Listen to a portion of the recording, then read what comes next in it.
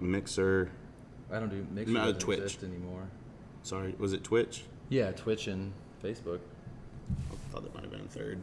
Just waiting on it to pop up on this side. Okay, it looks good here. Let's go to my channel.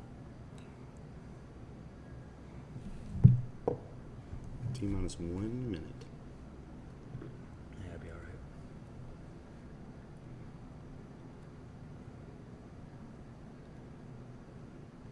There it is here. Here.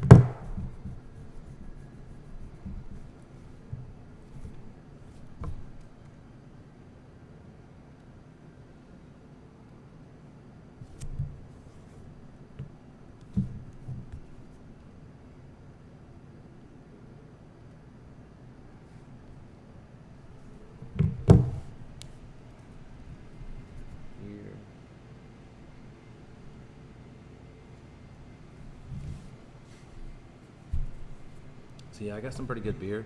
This one kind of took a little hit, so Was that one that Skylar got? yeah, that's like the last of Skylar's beers. I remember that you talked about it.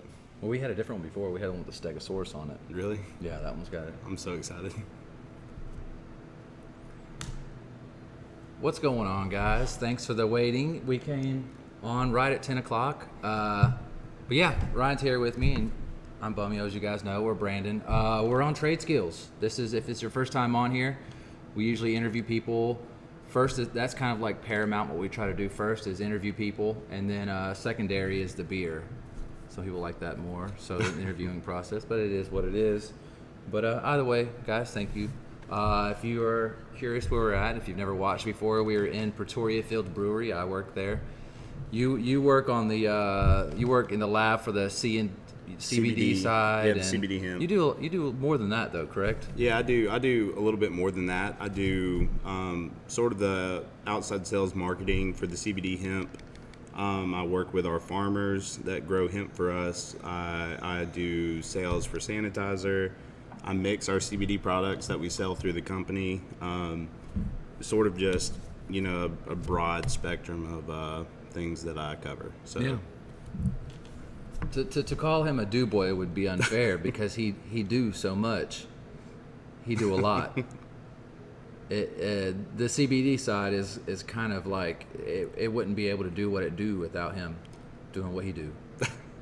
You're too kind. Hey, grab up a berry while we're at it. All right. I think that's the first one we're going to hop into because I kind of want to talk to people a little bit about it, just in case they've never actually been to the brewery, or maybe they had the Berry Goza pre-COVID, or maybe they had it last year. This isn't a brand new beer. It's not. But it's new and improved. If you haven't had it since after COVID, this is a totally new beer. So basically, my ratios are going to be wrong, but if they put, let's say, for simplicity, let's say they put one berry goes into this, or the old one. And the new one is probably somewhere like 9.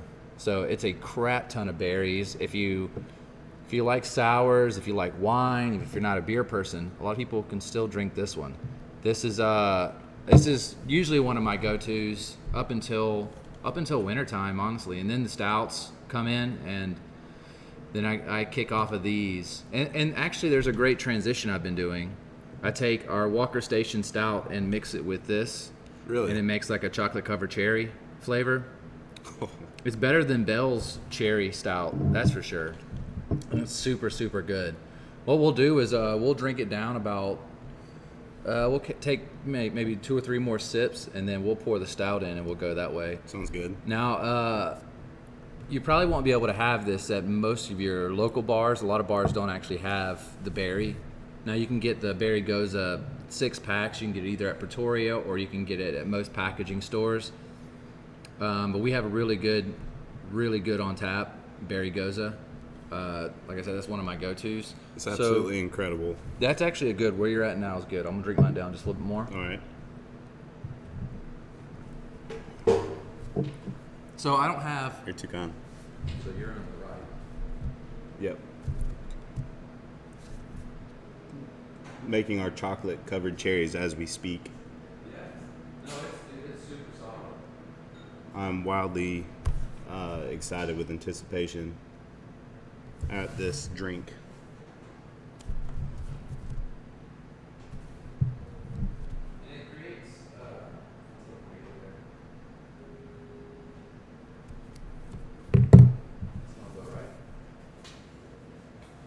So as far as the head of the beer,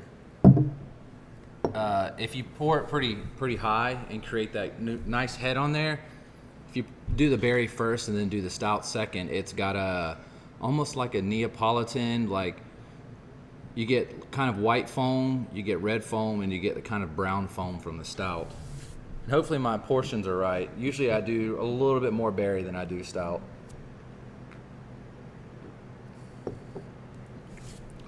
I think I need more stout in that one. That tastes exactly like a chocolate covered cherry. Oh, what's up, guys? I was getting messages and not even seeing them. Let's see. In this bitch, what's up, Sky? Christina said, Ryan, What's up, Chris? watch your toes. Ryan likes to make toes wet. It's a gift. You like to. like a Get small on the chipmunk. It says Hunter Anderson. Austin came home Friday with wet toes and a wet crotch. Oh boy. To be Oh, fair, snap. that What's up, Mama Sharon? wasn't my fault. What happens at the brewery stays at the brewery.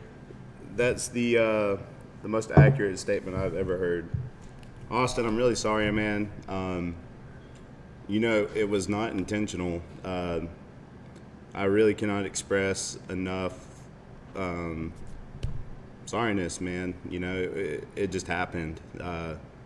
We both got too excited, and to be fair, Chris did not protect you. So, I mean, really, this is her fault. I really can't express that enough. This is Chris's fault. So, Hey guys, by the way, what's up, Hunter Anderson? It's cool seeing her. She came up here Friday for the witches night out or whatever it was deemed. But there was a lot of spooky. witches and brews, Is that what it was? maybe. There's a lot of spooky bitches up in here. There's one lady, a real tall lady, that just went around with a mask on and she never took it off. Yeah, I saw her. I was like, what? What are you? She never took it off. You It was wave at her and impressive. she'd be like. Anyways, if you come to Pretoria, even if you're not a stout fan, I would advise trying this one out. The berry really kills the kind of stout flavor, and you're really just getting chocolate covered cherry. Just like a Bell's or Annie's. Oh, I needed to put more stout in mine. That's what it was. That's incredible. That's absolutely No, I incredible. love it. That's my transition. And then once winter comes around, it starts getting a little cooler. I'm gonna run into stouts. We're gonna have a bunch of stouts coming up, and I've got a lot of black garlic. Then I'm gonna get with Wyndham, and we're trying to make a black garlic stout or a black garlic amber. You ever had black garlic? I have not. A lot of people think garlic. I mean, they're thinking it's gonna taste like garlic, but once you sit there and you're not really fermenting it, but you're like slow cooking it over. Usually takes a couple of months. I have a machine that does it in about 9 to 10 days, and it changes its smell, it changes its taste, consistency, and color. So it turns jet black. It gets almost like a gummy. Really? Yeah, and it has a smoky, nutty, a little bit sweet flavor, which Right. I mean that works really well for a stout, smoky, nutty, and sweet. You can mix it up. So I don't know quite the portions that we're going to use. How many bulbs or how Right. many cloves or what we're going to use to make the stout. We're going to try a small batch and see how it works. One of the guys in the brewery wanted to do black garlic and curry, and I was like, you can't throw that much on them southern folks. That's a lot of Pick flavor. one or the other. Now, if we were in like Chicago or we were like in LA or something, it might work, but you can only throw so much fancy. That's like throwing like a saffron and juniper IPA. That's impressive. You can't do that. Just pick one in the South. But anyways, yeah, super solid. If you come up to the brewery, ask for this. Ask for the chocolate covered cherry. Any guy here should know what's going on. I know Wyndham knows it. I know Jessica knows it. Nate, Leah might. But No, it's like I say, it's super solid, and it'll kind of help you transition over to the next part of the year when it starts getting a little cooler in stout season. Mama Sharon.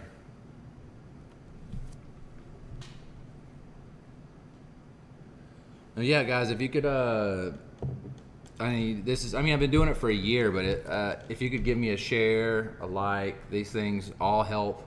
So I don't make money from this. This is not an attempt to make money. I don't have subscribers. I don't have any of that kind of stuff. I've kind of stayed away from it, honestly, because I just do this because I enjoy it. But the more people that see it, I feel the better. You know, you don't want to just be talking to like one person. So give it a share, give it a like, comment. There's a phone number at the top of the screen. Call in. If you want to call in, talk some shit, you'll be on air. Also, guys, I probably should mute my phone because if it just keeps going off, then it will drive. It'll be annoying on the microphone. But also, if you guys didn't know, I've been doing. I'm like about a month and a half into being a radio DJ, and this week I've got. It's going to be Thursday around 10 o'clock. So from about 10 o'clock to about midnight. So it could be 10:30 to 12:30. You get the idea. A 2-hour slot. It's called The Hive, and it's normally like old soul, new soul, Motown, stuff like everything from like Etta James, Ella Fitzgerald, Sade, stuff like that. You get the idea. Temptations. This Thursday, 10 o'clock, I'm doing new artists with an old vibe. So you got people like The Sinceres and Duran Jones Indications, Leon Bridges. These are people who sound like they're from 30 or 40 years ago, but they're brand new. So if you're interested in that, check me out. I'm on the Queen Bee Q102.1. But yeah, let's drink some more beer, man. You want to chug this one down? Here, we'll do a little cheers thing. Yeah.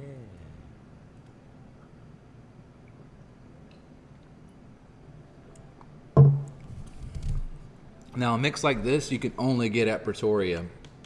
You'd be surprised how many people I meet that have never been here.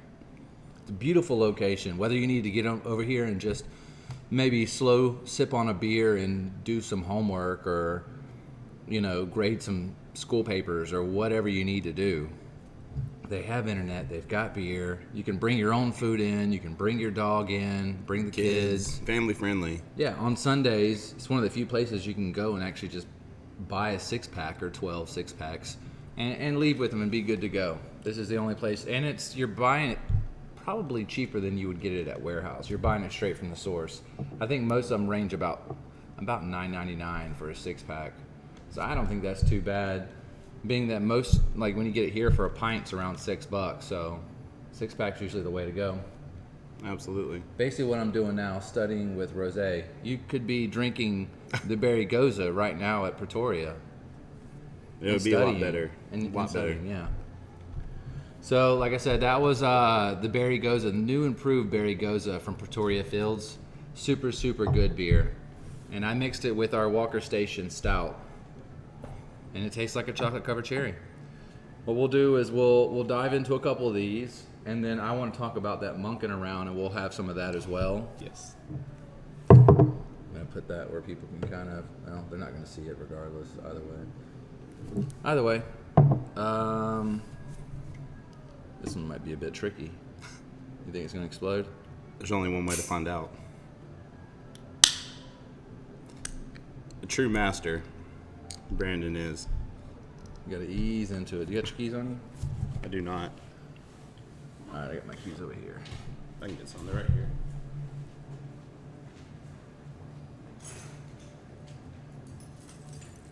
Thank you, sir.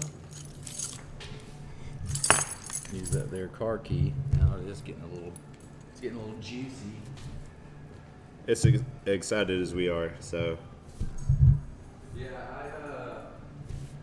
I had that can placed in a very good way in my car, and then when I opened up my door, apparently it had moved around. I'm doing that just in case it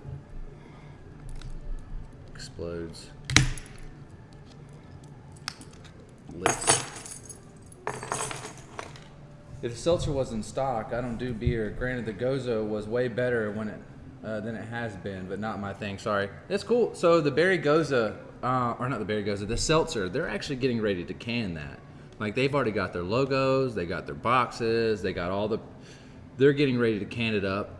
And the reason it's not here very often is because people just buy the crap out of it. It's probably the most straightforward seltzer you can get. It literally is like 3 ingredients or something super, super simple like that. It's not like, going to Walmart buying like any one of the varied seltzered White Claws or any of those that they have, Trulies or Bud Light seltzers. Well, there's like 15 ingredients. They're super, super simple, low carb, no sugar, like.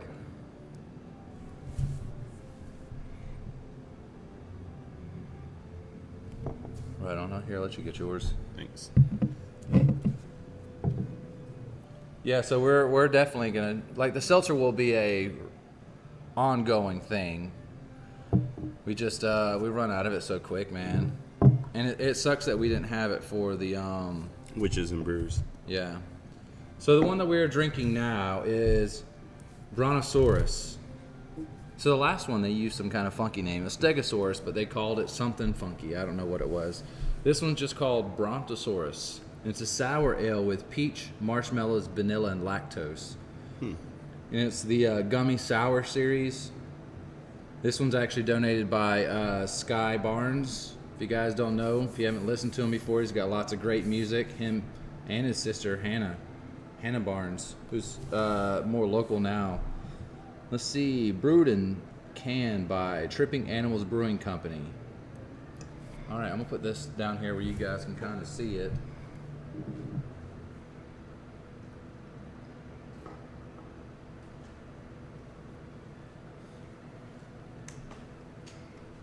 Yeah, that's her logo. It is just a simple, super simple logo with a Brontosaurus on it. Sign me up. It's great for dieting. Rosé is not. No, you're right. The seltzer is super, super easy. It's an alcoholic LaCroix with a little bit more flavor. I actually add these seltzers to a lot of the different beers, especially Gozas. So I'll get the Berry Goza and I add the seltzer to it. It just makes it just real bubbly. It lightens the flavor a little bit and makes it real bubbly. So I'll take that strawberry seltzer or they had like a berry blast seltzer, and I'll mix that with the Berry Goza or the Flowing Well Goza. Yeah, let's jump into it. Ooh, that smell.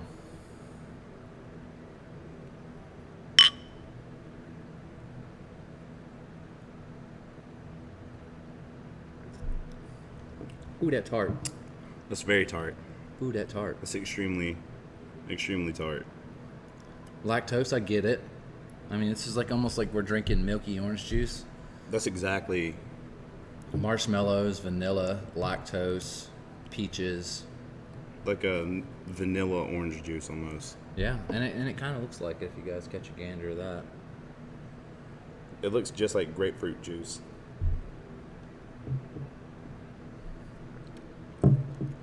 That is really tart. It is good though, but honestly, it's so sweet that I probably could only have one can of it. That's not more than 1 or 2 cans in a night. No, no. You'll be done, and you'll have like crazy acid reflux. Like, don't pair this with pizza or anything really acidic, red sauce. Just acid reflux all night. That would be so bad. Off subject, I've been watching this show. I started it last night, but I killed out like 3 or 4 episodes. And it's weird. It's Korean.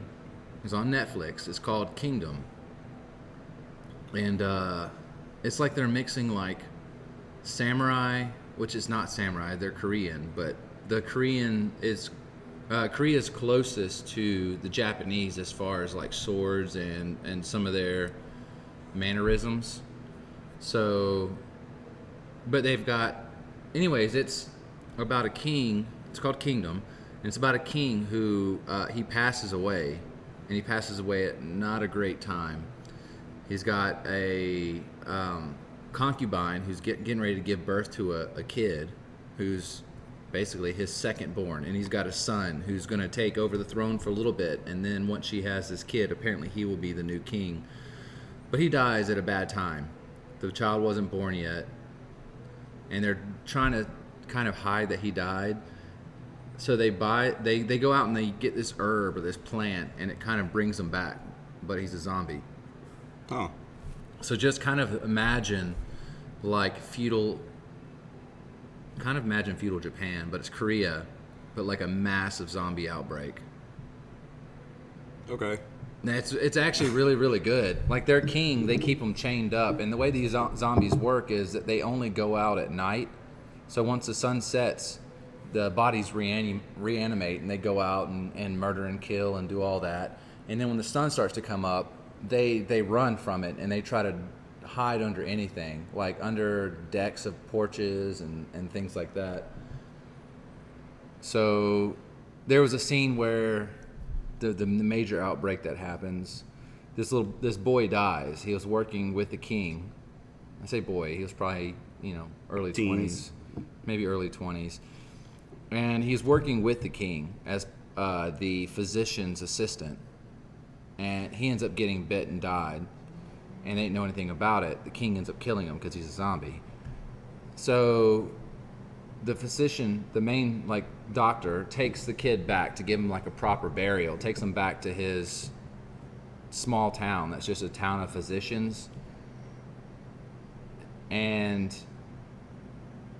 one of the guys ends up chopping this kid up, and he makes a soup out of it because everybody there has been starving because the king has been absent, and taxes and stuff like that. Everybody's starving everywhere pretty much.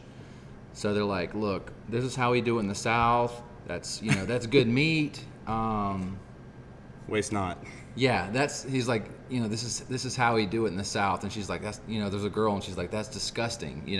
She's pouring soup, and nobody knows about it. And they're like, oh, haven't had meat in a long time. And everybody's just tearing it up. And she goes to give somebody a refill, and when she scoops it up, she finds a thumb in it.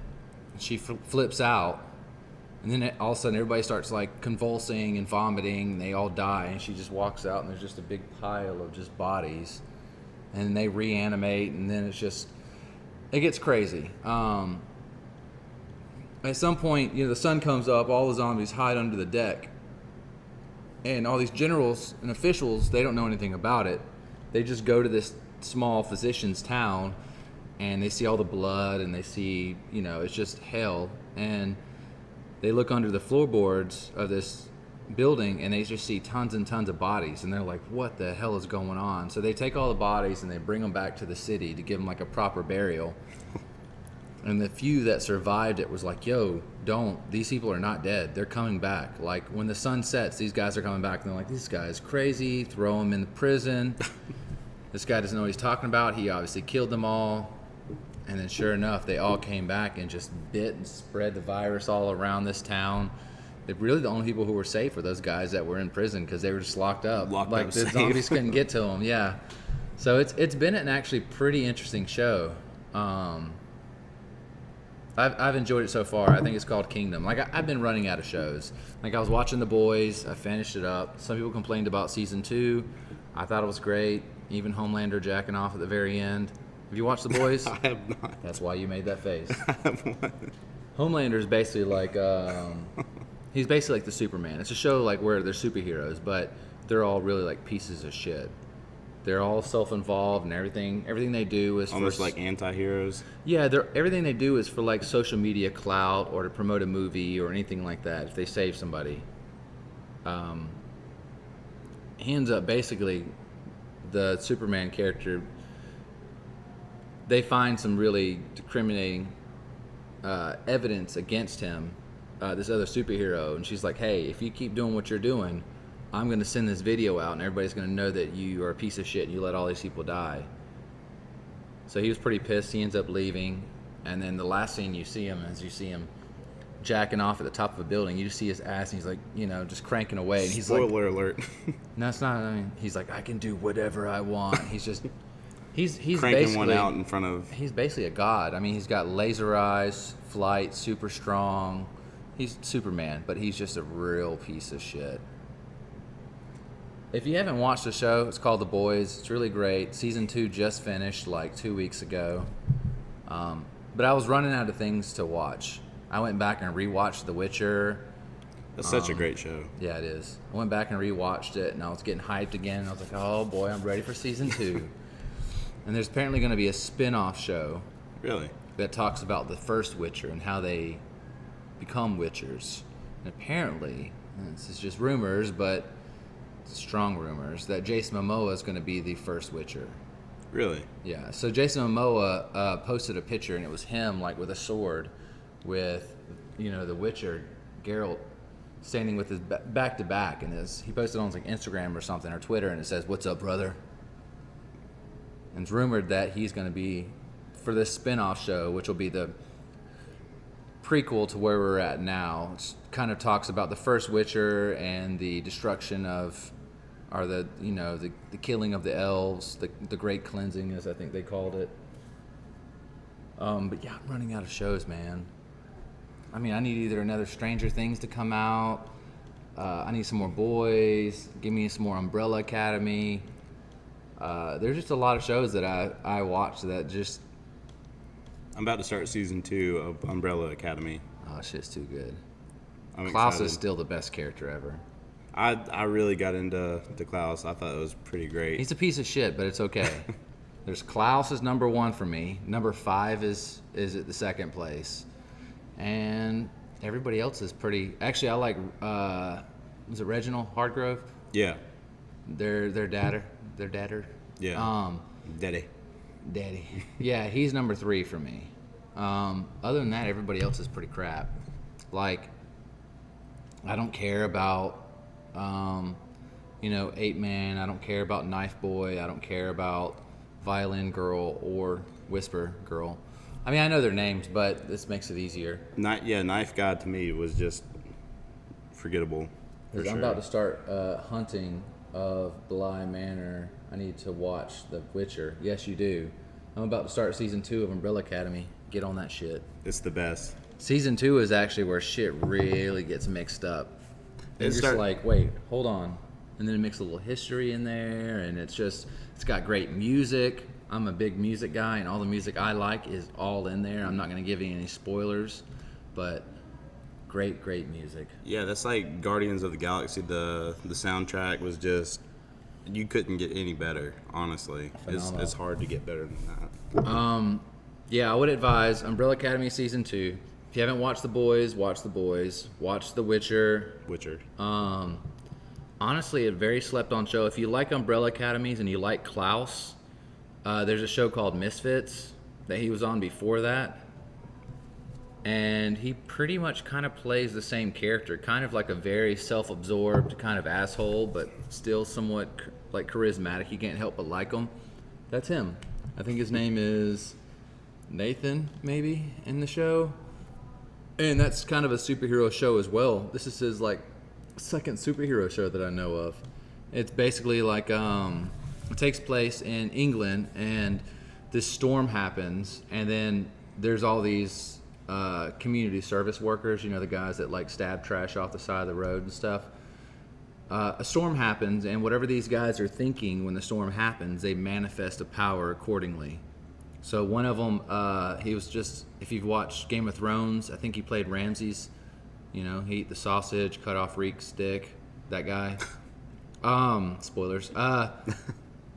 He's in it. He felt really he felt really invisible, and he was kind of a nerd and really weird, so he got invisibility. There was a guy who was like an Olympic runner, and he kind of took the blame for his wife's cocaine at a party. He took the blame for it, so he got thrown out of the Olympics, and he kind of regretted that, so he wishes he can go back in time and fix it, so he got that. Nathan, who's Klaus in Umbrella Academy, he felt very vulnerable. There's a lot of shit happening in his life, so he gets invulnerability. He can die. He can get his head cut off and all that kind of stuff and come back. Yeah. So it's a very interesting show. I think there was only 3 seasons. Really, really good. It's called Misfits. Let's see. The first 10 minutes just didn't snag me. I have to wait for class break because I'll get hooked. First 10 minutes of what? Umbrella Academy? Or the Misfits? I bet the Umbrella Academy. It was a slow start, man. Was it really though? Oh yeah, because you know the dad died, and they're trying to figure. Well, actually, it's talking about how all these kids are born under extreme circumstances, and then Right. how this eccentric billionaire went around and bought them all. Yeah. Or bought 7 of them, seven of like the 30 or 40 or whatever there were. There was a little bit of build up to it, but once you start getting the characters, once you realize why Klaus does what he does, or why he is the way he is, or why he does drugs, you're like, I get it. You can see it. I'd probably be a drug addict too. I'm gonna be real. Similar circumstances. Umbrella Academy season 2. Yeah, season 2 is actually really good. So give it a chance. You've watched any of season 2? No, not at all. Okay. But to be fair, just to give you a shout out, man, I never even heard of the show until I religiously watch your show. So did you watch all of season 1? Yes. So you watched it all and you were like, that shit was good. It took me a while, man. I didn't really want to finish after the first episode, but then I was like, I'm committed to it because you gave such good reviews, and I love Umbrella at the Academy. end of season 1, I was like, man, I can't wait for season 2. So Season 2 was great, and season 2, I think really had a lot more character than season 1. Season 2 had a lot of great music.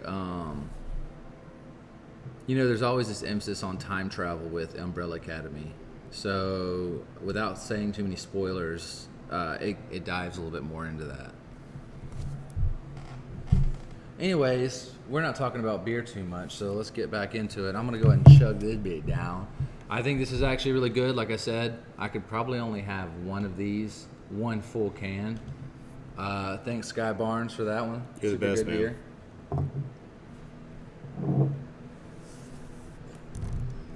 Ooh.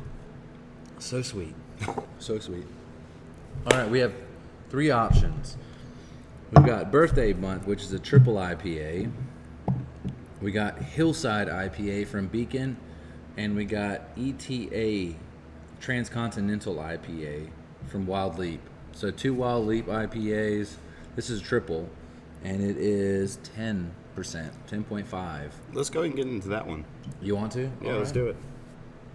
If you guys have any questions, Call in, talk to us. yeah, call in. The number. That'd be pretty cool. A little bit here, a little bit way down there. Call up, we'll answer. You'll be on our microphone. You'll be on the show, basically. You'll You be can have a little, live with us. yeah, you can have a little cameo on the show without even really having one.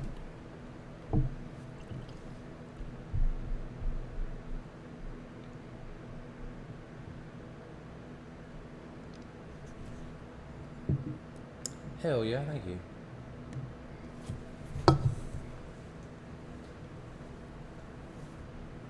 Are you gonna give him a little peek see? Yeah. So this is Wild Leap right here. I'm gonna let you guys catch a gander of the can. That is Wild Leap. That's it's called Birthday Month, and it is a 10.5% triple IPA. And Wild Leap, this is actually one of the ones that Brent supplied for me. So Brent's always looking out. If you find some cool beer, he lets me know. And if you guys are heading out of town and you want to grab some funky singles from wherever you're at, let me know. I'll buy them off you. I'll Venmo you the money or whatever, however you want it. Good old-fashioned cash. I'm trying to see where... So this is from LaGrange, Georgia. Wild Leap Brewing Company. Have you tried Scofflaw 40 Beaches?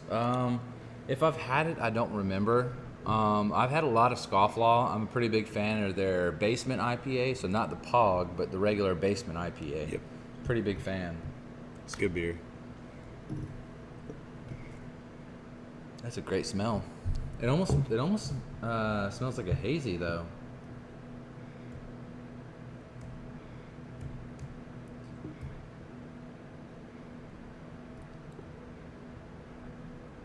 I'll do this all the way across the screen.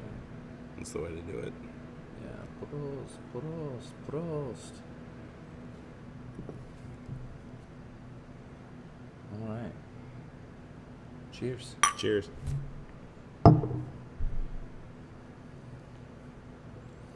Dirty Beaches. I don't know if I've had it. What's up, Courtney McCoy? Honestly, don't know. I've had so many beer, honestly. So I've been doing the show for a little over a year, so probably a year and 2 months, year and 3 months maybe. And I do 6 beers every episode. So anywhere between 6 to 7 to 8 beers per episode. So what, 6, 12, 24? Yeah. So yeah, a lot of beers. 32. Yeah. I get a lot of beers in. Hundreds of beers I've probably had on this show. I really should probably just start posting pictures of all the beers I've had in trade skills and just have, just a layout. Let's get a good list. Yeah, in the very beginning though, I wasn't really taking pictures of the beer. Like I would take a picture with us and we were like, and there was beer, but I'd have to really research a little bit to try to find out what the beer was, because the emphasis of the pictures was more on us and less on the beer. So they would just kind of be off on the distance. It'd be kind of like taking a picture and being like, like how much of this are you actually seeing? Not much. No,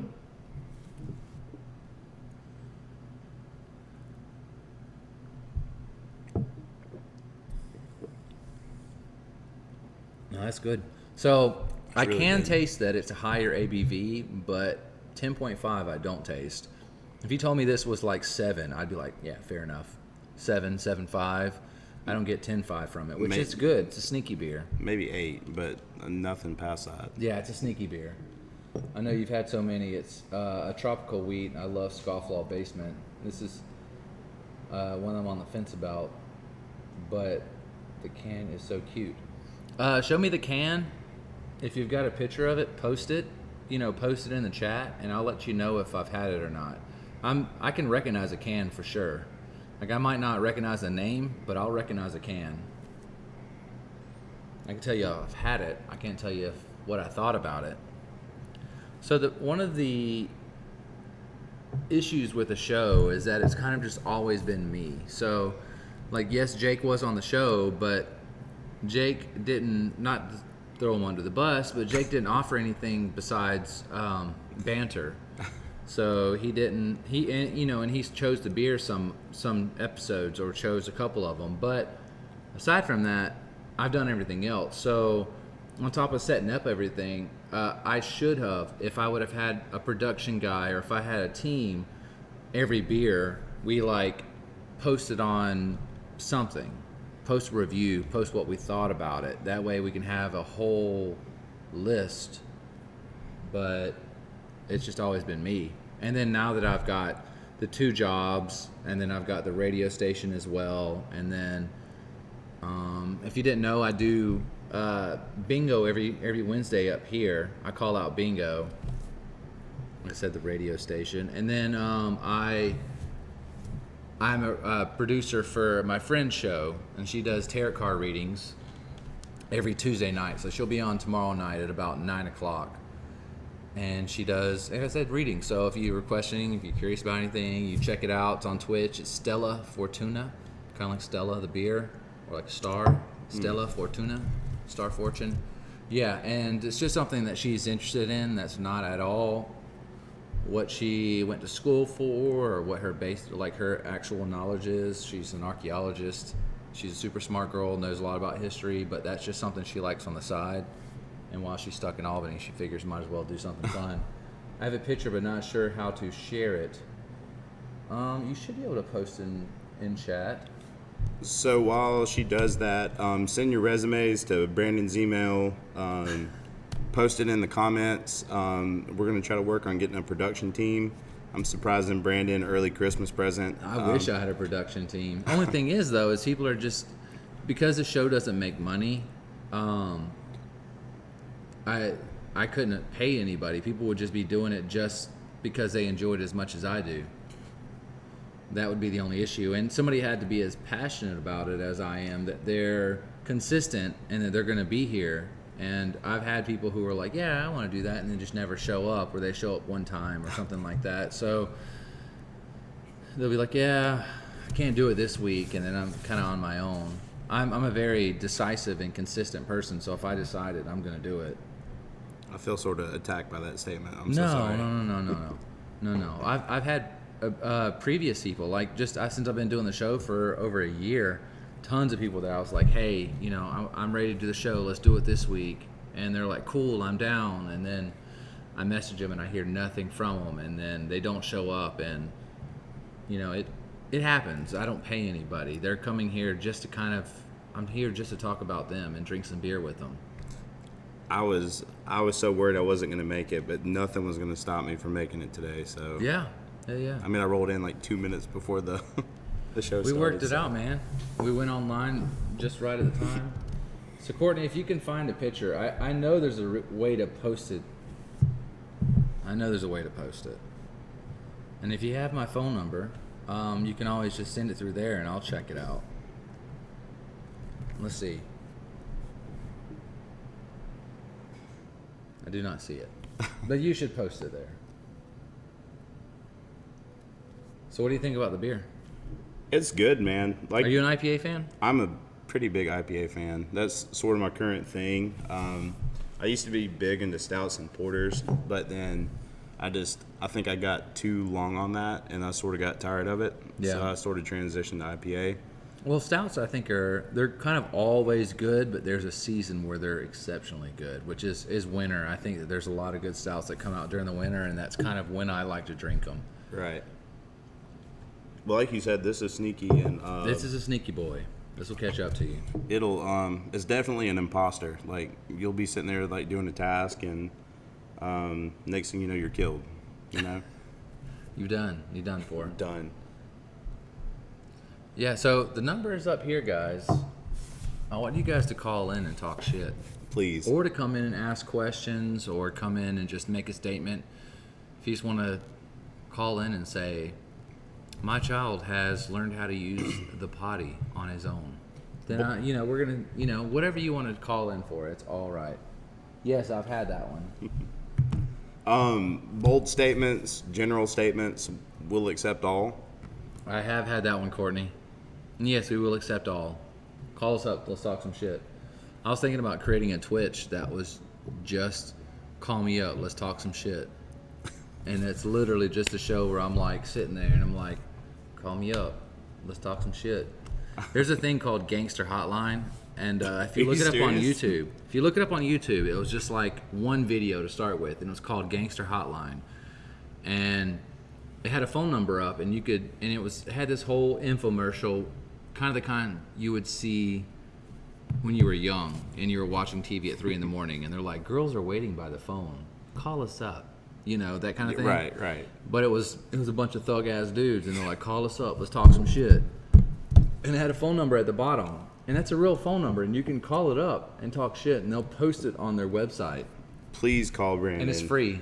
Please call Brandon and talk mad trash. No, I've definitely had that beer, Courtney. It is. I don't remember too much about it, honestly, but I do remember having it. I've just had so many beer over this time that I really should start making notes. I do want to say, if you guys watched last episode, I was at the Cool Place, which is their new location. I was with Halim. He's got the place looking pretty, everything from pool to video games, board games, card games, console, whatever you're into, he's got it. He's also got beer now. Really? So he's got, 3 beer right now on tap and probably a good 25 in bottle. And I'm trying to really get him to promote and push kind of Pretoria beer. Like, yeah, I'm a bit biased, but I always kind of want to shop locally if I can. Anytime you're somewhere, you got to shop local. Right, and he's got this little bar area, and it doesn't really look like a bar. Like, you walk in and you won't notice it. You won't know that they're selling beer.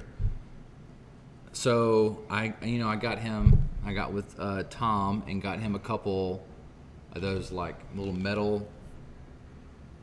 You know what I'm talking about? The displays. Yeah. Yeah, so I got him a couple of those, and I'm gonna bring him a couple koozies, couple stickers, anything to kind of push the beer out. Because the 3 he's got right now is Southern Harvest, Skywater, and Sholey. So that kind of covers the spectrum. All he needs is a sour, which he's not a big fan of sours, but it kind of covers a decent little spectrum. And he's like, dude, this is the worst selling beer that we have. And I was like, I don't know, man. Like, that kind of stuff, you kind of have to sell it. Like, Right. People are going to kind of go with what they know. And if they don't know Pretoria and they don't know that it's local, like, you're kind of the mediator. You're the guy in between. So if somebody comes up and they're like, I don't know what I want. You go, do you like IPAs? And they're like, yeah, I like IPAs. And like, this shoulder here is actually really good and it's local. It's modeled after, one of the most highly rated IPAs in the world. And it's basically a non-double IPA version of one of the most highly rated beers in the world.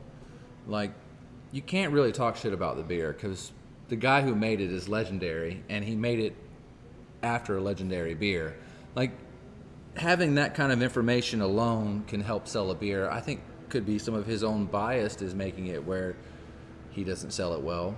Skywater is a great beer for people who don't really like craft beer. They don't really like funky. They like middle light, Bud Light, Coors Light. Just your standard run of the mill. Yeah, you can run that, and if that's too much for them, run that Southern Harvest. Super easy to drink.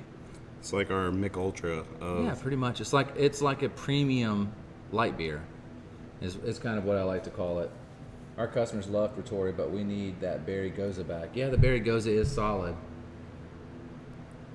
Do you guys have the promotional little metal tin things? Because I can see about trying to get you guys some stuff to kind of help you, stuff to put in your bar to kind of draw people's eyes to it. And if they see maybe a giant Pretoria Field Sholey can, they're like, I'll have that. I need that in my life. Yeah, I need that. So, I mean, I can help if you need that. I can get that.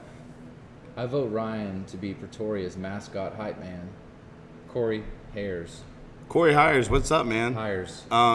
Corey Hires is one of the most incredible local musicians. Oh, yeah? He's the most fantastic drummer. I personally heard him.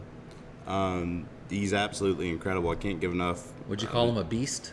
I mean, that would be an understatement. It wouldn't be fair to label him at such a low, thing. He just, you think he's like the Picasso of drums. Picasso's a weird thing. Picasso, because he's so abstract that I'm thinking that Corey thinks a little out of the box with drums, and that he plays them kind of unconventionally and in a way that... people might not appreciate it now, but they're going to look back and think he was a genius. Oh, yeah? Yeah. He's fluffing you up. Corey Hires, man. Much love to you. He's your fluffer. He's an incredible human being, man. Do you know what a fluffer is? I don't know the way you're trying to say it. In pornos, a fluffer is a guy or a person who gets the male ready. Who gets him... And they're called fluffers. They kind of get, they get the juices. If I did that for Corey, I'd be like, man, you got this. Don't think about the camera. Like, way to go, man. He's like, shucks, Ryan. We worked together, slinging fast food at one point. Where at? Chick-fil-A, many moons ago. First job. That was definitely a tough time. So, Corey, incredible drummer, incredible musician. Is he with a band? He actually plays with, I can't think of the guy's name. Help us out, Corey. That's so embarrassing. I'm so sorry to this guy. Is the guy cool? Yeah, he's played with Carter Cross before. Oh, I know Carter. Yeah, Carter went to Worth County. Yeah, I know Carter. I'm trying to think. Thomas Merritt. Thomas Merritt. Yeah, I like Corey, him. I think he's played with Thomas Merritt. Ryan is a beast musician as well as a great DD. Thomas Merritt band. No, I like Thomas Merritt. Yeah, he plays with... I'd like to have him on the show. And you want to come as well and drink some beer with us? Let me know. Corey, dial in, man. Talk about the band. Talk about your skills. You can bring your drums. We'll get Thomas to bring his guitar. We'll sing. We'll drink beer. We'll have a good old time. I'll play backup tambourine. It doesn't matter. Yeah. Skin flute, whatever you need.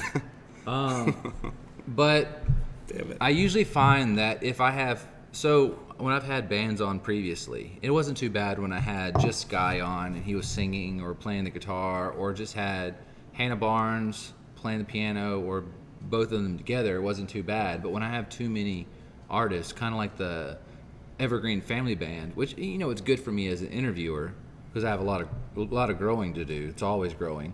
Right. That it was, you know, 5 people plus Leah plus me trying to ask these guys questions or like kind of talk to them, and it was just chaos. So I think if I end up having more than just like 3 people on camera or 4 people on camera, that maybe I'll do it in turns. So with 4 people, it'd be fine. It would just be me, or 3. It'd be me, it would be Corey and Thomas Merritt. That'd be cool. You know, but if it gets any more than that, I basically would talk to one member and kind of drink a beer with them and kind of spread some to the other guys while they hang out, smoke cigarettes, do whatever they need to do. They'd play a couple songs, and the next guy would come and kind of talk to me a bit, and I would show them off, and, you know, we'd talk about when their next gigs are and if they wanted to find them on social media and things like that. But it's a learning experience because with the Evergreen Family Band, there were so many people, and it was just the mic was picking up all the chaos. Anybody listening was just getting just hell. So production team, send your resumes in. I would love tonight. I would love to have a partner in crime. So in about 6 months, maybe a little bit longer, maybe a little bit shorter, who knows. I'm looking at moving to Nashville, and me and Jake will kind of continue with the show. That will be cool. Maybe I'll try to hire a pro bono production guy then. Who knows? I really don't have enough on my plate. I feel like I could volunteer. Obviously, there's probably a lot more skilled candidates out there. All they would need to know is how to run this, and it can be taught. Like, this is camera 1. You hit enter, and it runs to camera 1. You hit 2. You hit enter, it runs to camera 2. So you guys are checking out the beer that we're currently drinking, the Wild Leaf birthday month 10.5. And it just runs between you hit 1, enter, 2, enter. I set all that in. And there are certain things that I could pop up on the screen. If I can find them. So it's that simple, guys. If you can press 1, 2, or 3 and enter, send your resume in. I can like put this over my head. It says I'm literally garbage. That's not true. I'm gonna fluff you up But a I mean, little bit. you can put anything you want up there. First of all, how dare you? There's little things that you can pop in anytime you want. So if anybody's working on the production side and they know it, I'm like, hey, I'm getting ready to sign off or whatever. They're running the buys and they know kind of when to run something. So if I say something and it's kind of funny and the person next to me is like, you know, if I'm like, man, Corey don't know nothing about drumming, and he's over here, you know, the production guy could hit it and be like, first of all, how dare you? Or if I say some dumbass shit, you know, they could pop something up on the screen. It's all pretty easy. If you're get quick, with Thomas and contact me. If you're not friends with me already, add me. You can find it under Bomeo, which, I mean, you found it on here. So I feel like I've met you before, but the very, very tiny picture, I can't tell. I see what appears to be a bald head and a beard and some glasses, but it's hard to tell from the small picture. I'm going to go ahead and pound this beer down. We've got 2 more beers, not counting the one that I want to talk about, which is Monkin' Around. And we'll run into this one. Had it the first time Friday night. I'm right, you're left.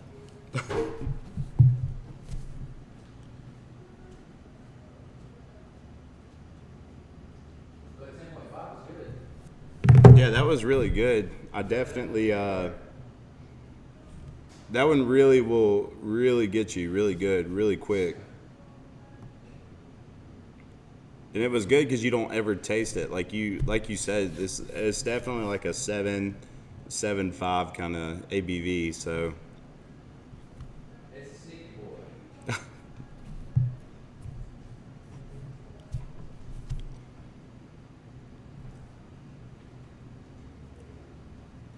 thank you so much. All right, we back. Later, guys. Oh, you dipping out, man? Yeah, man. We're Facebook friends. I see you a lot at Mellow. So I know you then. If I see you at Mellow, I know you. The picture's so small. And Corey, just like the name Brandon, is a very common name. So, Corey. yeah, hit me up. And then we'll definitely set up something, man. I always love to have somebody on the show to drink with and talk about what they do. Corey said he's dipping out, man. Have a good night, Corey. Dream about drums and stuff like that. We love you and your beast drums. So what we're drinking right now is called Monkin' Around, and it's one of the new small batches from Pretoria. So if you've never gone to the brewery, you've really been missing out. Pretoria's made, I would say, well over 100 beer since they've opened up, and that's not counting the small batch stuff right here. I mean, we've got, 1, 2, 3, 4, 8. There's 11 beers on that side, and there's got to be a good 8 on that side. Yeah, 9. 9. Nine. So, there's a lot of beer, and they come out with some about every month. They come out with like a new 3, 4, 5 beers. This one's called Monkin' Around, and is a Belgian triple or trippa, whatever you want to call it. It means triple. Just like people who are like a double. They're like, oh, it's a Belgian double, like the our German double, the swamp gravy. Swamp gravy. Double just means double. Like you ain't got to get fancy with it. No need to get fancy. It's a German word for double. It's a French word or Belgian. Yeah, it's a French word for triple. So you don't need to get fancy with it. It's triple. It's a Belgian triple. Super solid beer. It's 9.2%. So we would only sell it to you in a 10 ounce like you see here. But it is a really, really good beer. And I would definitely hit it up while you can. Because I don't foresee it being around much longer than another week. And they've got a lot of sours. They're bottling up some sours. I don't know if you've heard about those. I have not. So they've had a couple of these whiskey barrels. You could probably see it. Yeah. So in the distance behind this can here, you can see a couple whiskey barrels, and they're locally acquired. I think those are actually from 13 Colonies or something like that. And they've got a couple of those that they basically have been slow fermenting a sour or slow. They basically made a sour, and it's soaking up all the stuff from that. And they're bottling it up currently, and it should be out in a week or so. So I'm super excited about that. It's been sitting in those barrels for, It's been a while. well over a year. Well over a year. Just aging, just getting all the flavor. I hope it turns out really, really good. Aside from that, we're talking about this one. Like I said, this is called Monkin' Around, and it is a Belgian Trappist triple. So if you guys are unfamiliar with that, in Belgium, they have Trappist breweries, which is like monk-manned breweries. So think of like Catholic monks, think about Friar Tuck, think about this stuff. Big long brown robes. If you've never seen the show Brews Brothers, great show about breweries. Think of It's Always Sunny, but put it in a brewery. It's definitely a pretty... Have you seen it before? Yeah. Yeah. So think about those monks, those Trappist monks. This is a Belgian triple. So anybody who's like a beer elitist, anybody who likes funky beer and likes super old school beer, you'll like this one. Like I said, it's definitely on the higher side. It's 9.2%, which, like I said, by Georgia law, we have to serve it into a 10 ounce. But it's a super solid beer. Get it while you can. If you're ballsy enough, get in a crowler. Get it in a small growler and save it for infinity, because after it's gone forever. It's gone. Never coming back. There's also a really good grapefruit blonde up there that is 7.3%. There's the rum ham lager. So when I think of that, I think about Sunny in Philadelphia, Frank and Mac, all about the rum ham.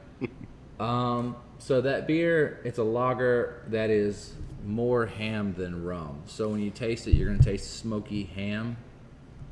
I was hoping for a little bit more rum. There's the Home Turf Lager, which that was a collaboration with a brewery that slips my mind. And they basically just had a tent outside, and they were just smoking hops and smoking. So it tastes like a campfire beer. That's That's a really good way to describe that one. It's a campfire beer. Tastes like you're drinking a campfire. There's a lime lager. So if you're into light beers, that's basically a premium version of a Bud Light Lime.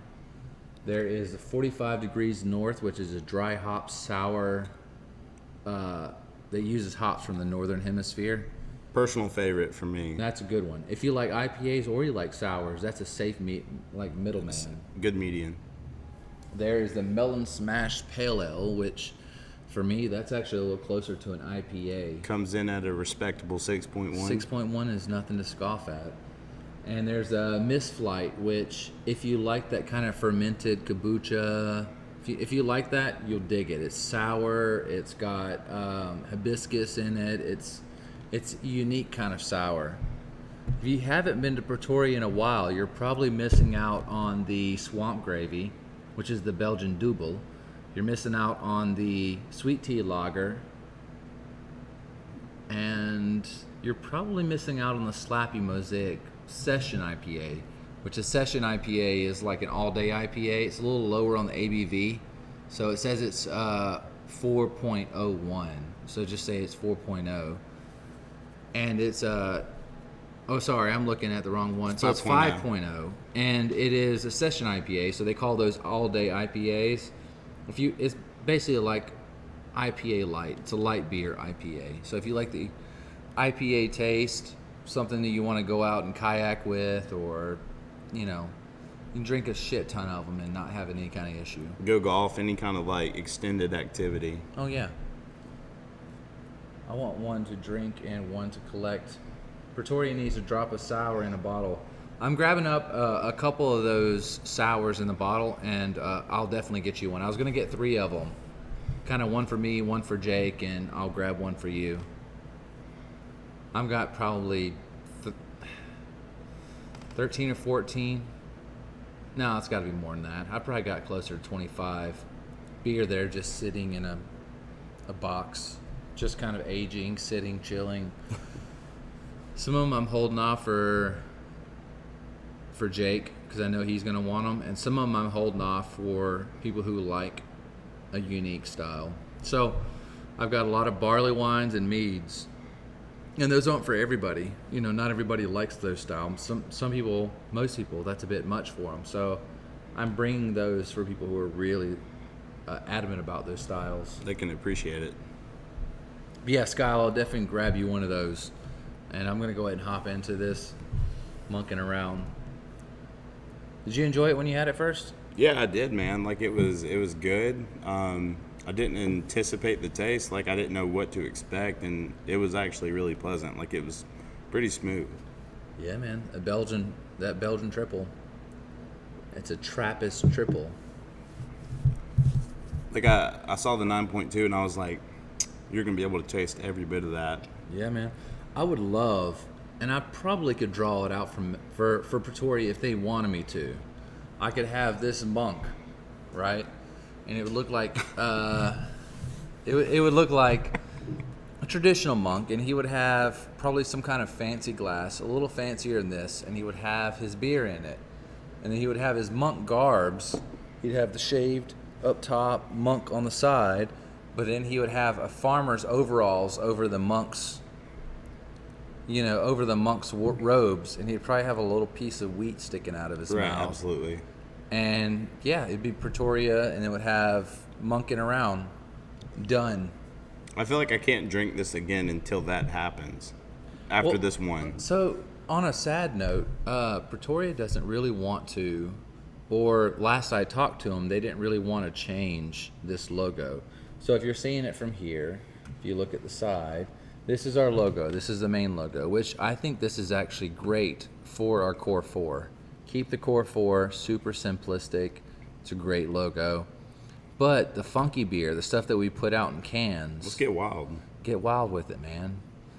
Most of these are like one-shot kind of deals. You run the one run of them, one canning line run of them, or 2 canning line runs, and that's it. Once they're gone, they're gone. You can get funky with them. So the monking around, you could definitely do that. I'd love to see a Berry Goza done that way. I'd love to see.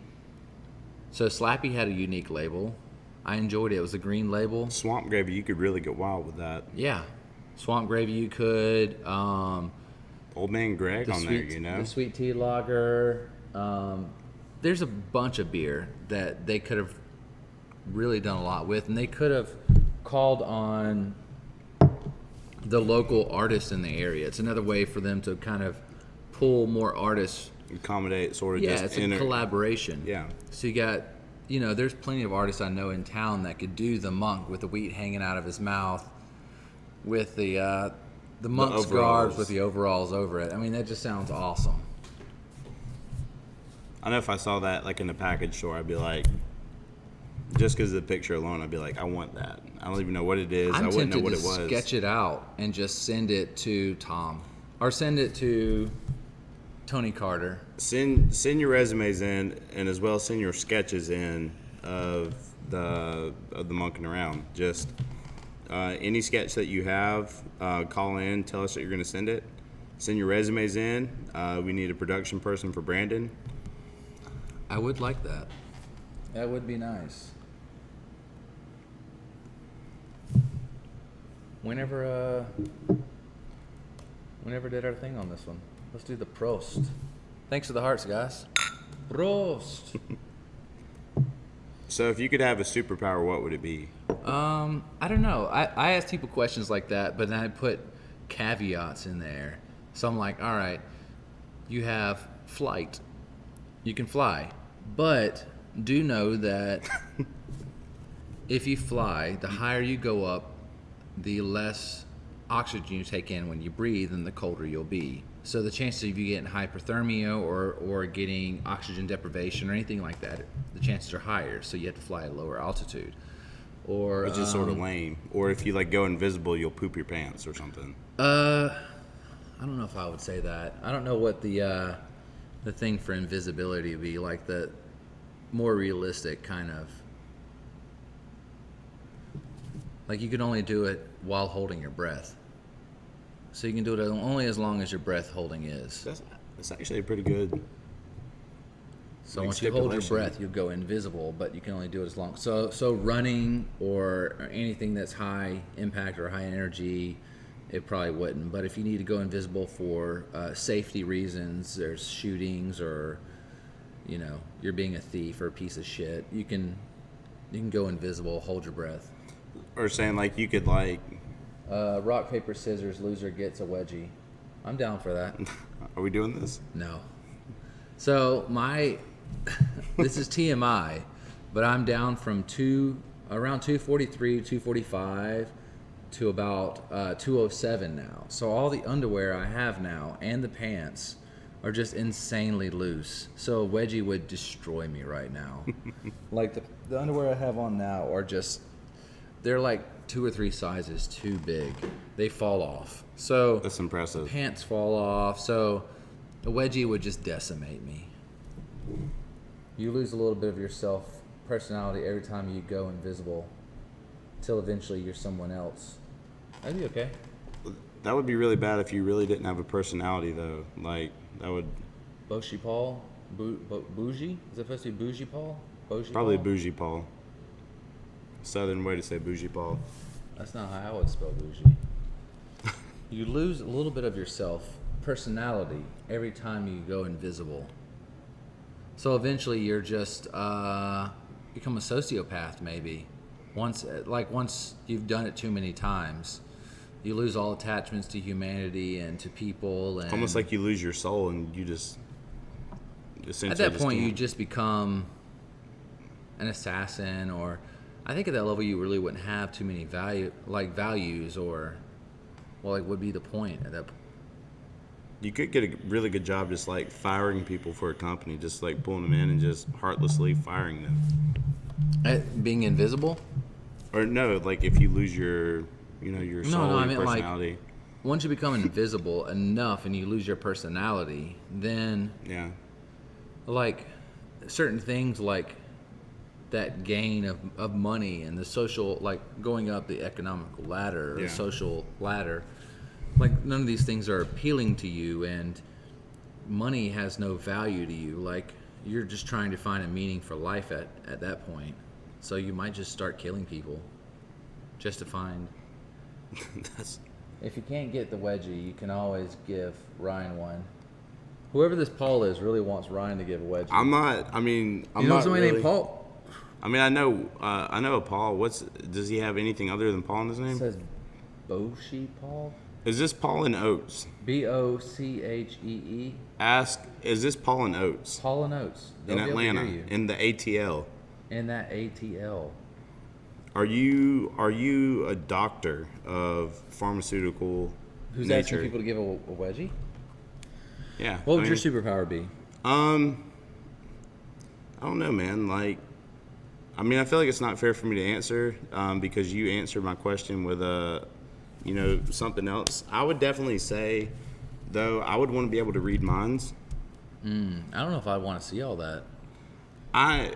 At the risk of being hurt, I think the benefit of it, like, You can tell who's real and who's not. yeah, like, I mean, that's all I care about really now is just like people that are genuine and I don't think people's minds, or maybe it's just mine, they never have, like, I never think in my mind, like, that person is a piece of shit. Like, in a structured kind of sentence way for somebody to be able to read that. yeah. Like, I don't know. I feel like if you had the power to read minds, though, like the understood thing is like how somebody it would feels be towards very you. simplistic, or like Yeah. whatever you wanted to know. Like you could ask a question. Like, I mean, you're talking about climbing the socioeconomic ladder, or climbing, whatever. Like that would be extremely beneficial. And What about one that where people can only tell you the truth? well, I mean. That sort of falls in line with like reading their mind, because their mind would tell the truth. Because I could be like, man, I really hate Brandon. Not true, guys. Brandon's a fantastic guy. Had a very high opinion of him for a long time. But I could be like, I hate Brandon, and then be like, man, you're the best, man. Like, People can kind of see through the bullshit. They're Yeah. like, man, that Brian's always giving you shit, man. What's that about? And they're like, I can see. He thinks I'm all right. What would yours be if you could pick I one? don't know, man. That's a tough question. There's so many to pick from. I don't know. I would say. You ever seen that? Which I'm asking you, but I've never actually seen it myself. But the movie Jumper, Actually, I have. where people can kind of just jump through space time, like they And can then just jump go to through. a different location. Yeah, I would love that. That'd actually be really cool. Like, I think I want to be in Egypt right now. I'll be in Luxor, and I can just teleport there, just jump, and then be there and be like. That would be really then- awesome for your travels. Once I could do that, like I feel like once I've seen everything, like what's the fucking point after that? But see, Like once you can hop everywhere and you can just see it, like but at least in our conversations, like you're not like, oh, I'm just gonna go there to see the one thing. Like you're not gonna go to Paris just to see the Eiffel Tower. You're gonna go and see. oh yeah. So like, I mean, at least I'd for walk by and be like, that's the Eiffel Tower, but then I would try to see everything else around it. So for you, like, I think that'd be really cool because like you're not the kind of person that's just like there for the one thing. You're there for, the everyday life, the small villages, the kind of stuff see that you more of really the can culture. appreciate. You're right. So that'd actually be pretty cool for you. I agree. Like if I go out there, right? Let's say I only have just what clothes I have on at the time, and then I could be like, I could be in I don't know, Nantucket. Bulgaria right now, and I'm like, okay, I'm in Bulgaria, and I'm like, shit, I forgot my charger, and they're like, hold on, and then just jump through, and then come back, and then I've got my charger. Like, you don't have to bring anything, like No, you don't at all. that. No, that would be the ultimate. But to have that caveat, like you can only do it, but then if you use that power, then you can't use it for like another 6 days. Oh, I'm okay with that. Even if you told me I could only use it once a month, I would be okay with it. Or like, once every 6 months, I would still love it. Or once a year. Yeah, I mean that's pretty cool. Like, Yeah. hey, you can jump anywhere in the world once a year and automatically be there.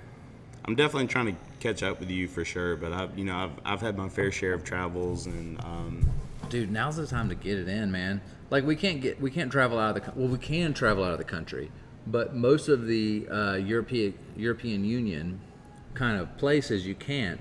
There's a lot of places in Eastern Europe you can go to.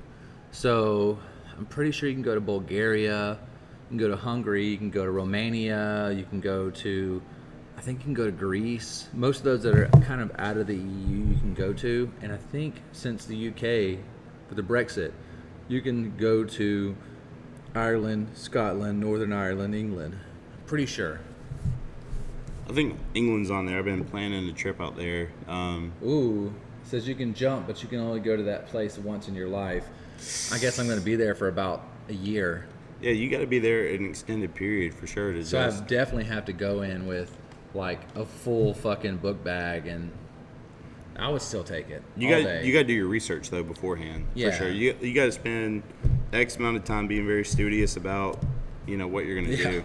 I go and I'm like, I've always wanted to see the Congo, and I go and I jump there, and all of a sudden, there's some kind of like small militia, like right as I go out, and they're having a firefight, and I'm like, well, I guess I've seen enough of the Congo. Well, darn it. Just jump out, That's kind of something that could possibly happen.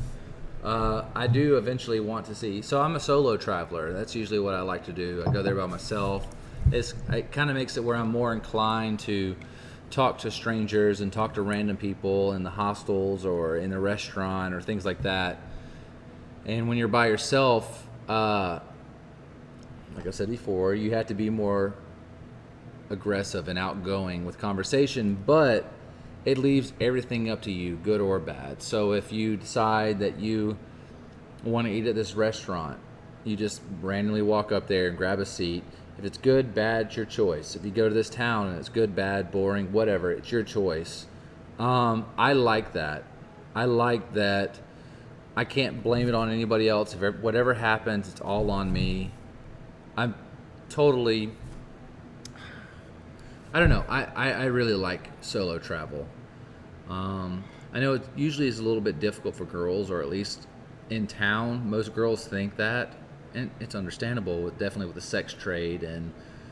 But honestly, through Europe, I found more girls traveling alone than I found girls traveling with somebody else. I met someone in one of my travels, and we've sort of stayed connected. She is actually in the Maldives right now. She lives in one of the islands, and she's planning on coming to the States once they lift the travel bans. Yeah. And we're planning on catching up and hanging out. And she lives. She's been traveling for 2 years by herself. She has a job with I think Sony or someone else, and she just. Yeah. She's been traveling for 2 or 3 years. Ultimately, that's my goal, is to be able to have a home base, someplace that I can go back to, and my stuff's there, and I have a bed to sleep in, and pay rent or whatever. But I need to find a way to make money while I travel. And I know some people are like, hey, you can do blogging, but excuse me. There's so many bloggers out there, and thank you. And to be able to make money with that, you definitely have to stand out. You have to be a little bit different. And to do that, you have to kind of build kind of a following beforehand. So like, guys, share, things like that. But production managers, send your resumes to Brandon. Call in. Give an audible, just a verbal resume. Give me a shout out. Yeah. But some people were like, hey, you can get into coding and do things like that, or I just need some way to make money, decent money, while I travel. So if I go off to Vietnam and I decide to be in Vietnam for a month, and then go to Cambodia or Malaysia or wherever after that I have some reoccurring revenue coming in.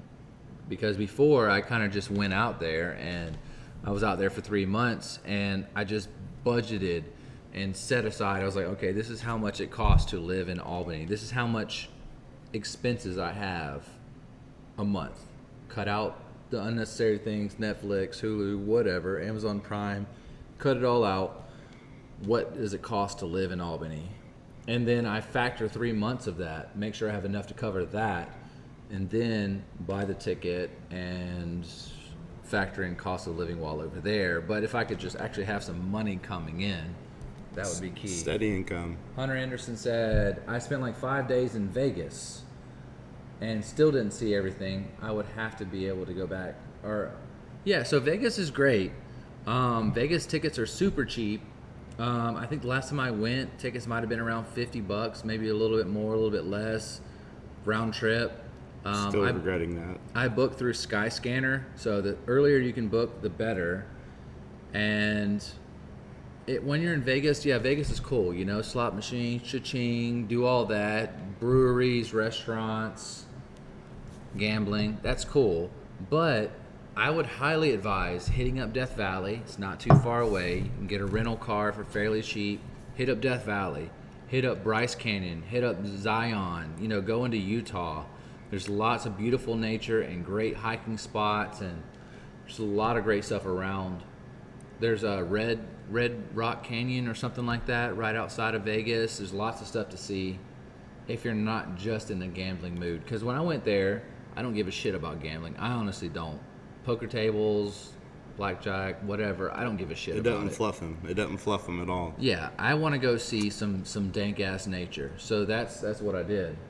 Don't Uber when you do those kind of trips. When you're out there, it's easy to get there, but then your cell signal's really spotty. Learned that through a friend of mine. She Ubered there. She tried to Uber back, and then they were like, "You might not need to do that because you'll die." Pretty much. So most of Vegas, you should be good using Uber or Lyft. But if you're wanting to see the nature, just rent a car. Your insurance will cover it. Will cover damages if you've got full coverage insurance. Right on. If you guys saw, these are koozies. Pretoria Fields, bada boom, bada bing. And then on the back, made in Albany, Georgia. That's where we be. It fell. But if you're going to go to see some nature, just book 1 day, 2 days. I've got a credit card that gives me Sky Miles. I can use those on my rental cars. So I would basically just for like, if you know you're going to go and it's 4 or 5 months away, just go ahead and start, you know, maybe paying your power bill or paying whatever on your credit card, and then just paying it off with the cash that you were going to normally pay it on. Get some points. You got a rental car. It's free. Hunter Anderson said, book through Skyscanner with a private server. Stephanie moved there, so I'll be out there frequently. I went in August for my birthday. Yeah, no, Vegas is dope. I've went twice within the last, I guess, 3 months, maybe. And then I did a Philadelphia trip, which was $25 round trip on Skyscanner. How long did you stay in Philly? Just a couple days. I mean, it was plenty though. Like, I didn't do the real touristy stuff. I don't really care about the Liberty Bell. I went to a couple breweries. We ate at a couple restaurants. We saw some museums. The person I went with is really big into. She's an archaeologist, so she's really big into history, just like I am as well. So we went to one of the big museums in Philly. We ate some Philly sandwiches, and then we went to the, I'm trying to think, Mutter Museum, I think is what it's called. Right. It's basically like a medical museum, and they have everything from cadavers, skulls. It's all for like medical reasons, all from the early 1800s. Medieval and medical. Yeah, so old tools and old cadavers with strange afflictions. We both kind of felt the same way. It's kind of like, they call it dark tourism. You know, you don't really want to see like the varied levels of childbirth. So you're not really, I mean, you're seeing it, but you don't really want to see it. It's like, right. You know, the fetus and the various levels up until like a full grown. Well, man, you have to have like an appreciation of like the progression Of science. Yeah, man, that's awesome. I spent like 7 hours in Philly. Definitely got a Philly cheesesteak when I was there. Oh yeah, and there's so many places that have like the best Philly. Well, you know, I went to a gas station in the middle of Philly, and I was like, hey, I'm not from South Georgia, but I live there. I was like, I live in South Georgia, like, throw me your best spot. And it was like across town, like 11 miles. I drove there. It took me 25 minutes. You got a rental car? No, I drove my car. I took 2 weeks off of work and cherry picked the Appalachian Trail. Hit like some touristy spots on the way. Took a picture with the Rocky statue. Yeah, that's there. The stairs and the statue are there. Yeah, definitely.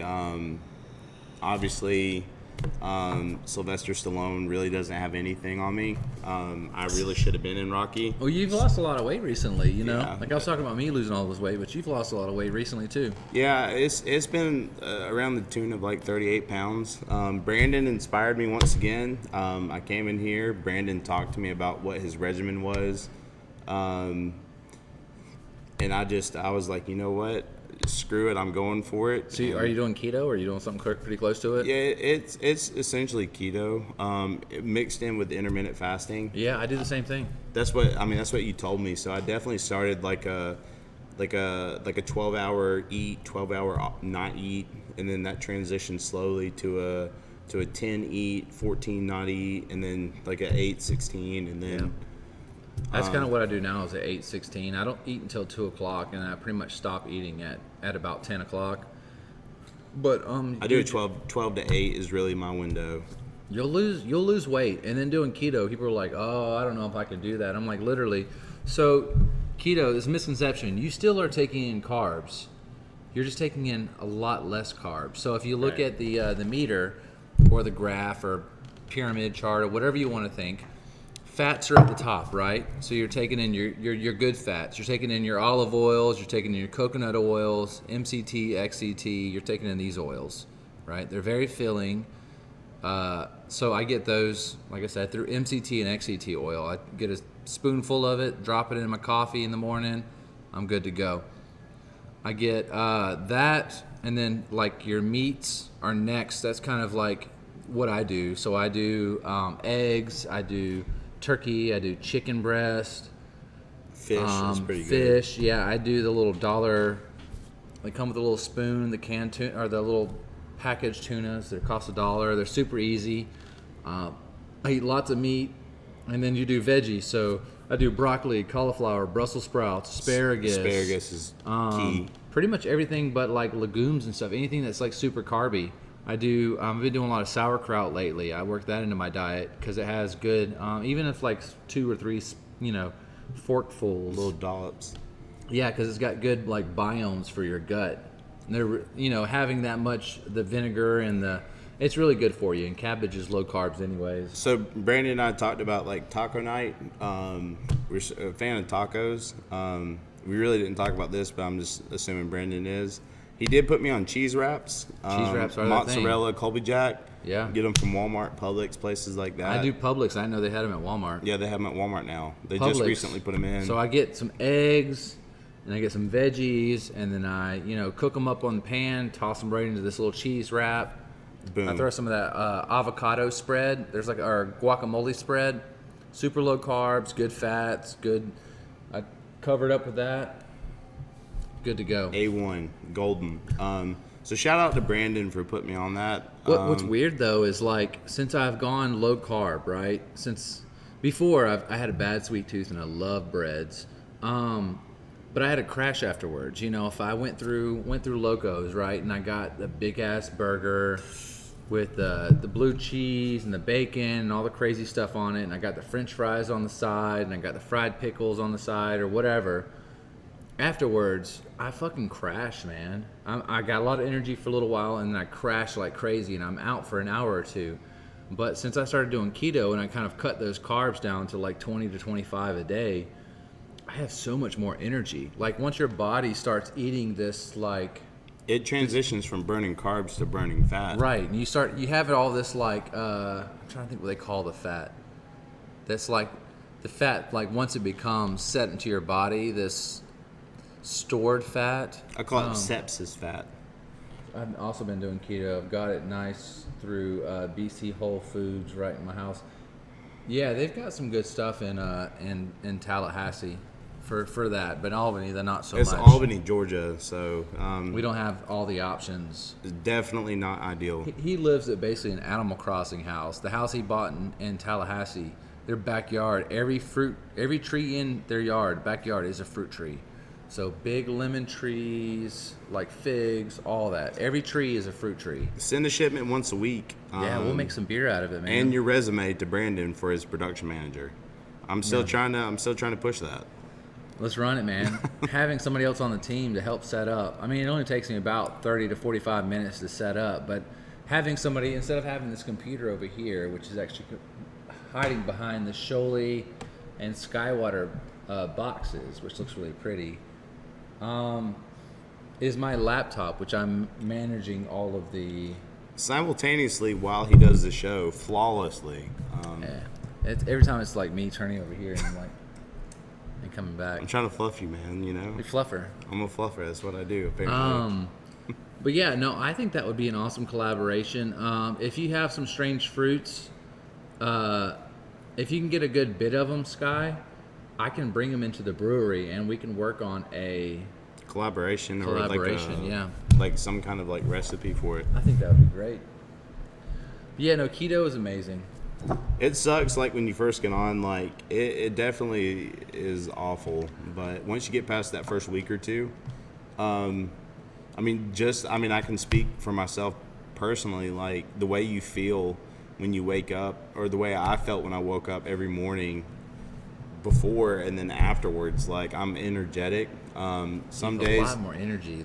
Some days I have short days. Some days, like today, I have really long days. Yeah. And man, I was powering through, right? Powered through, man, and it was just, I mean, you know, there before 8 and there after 8. Like it's like.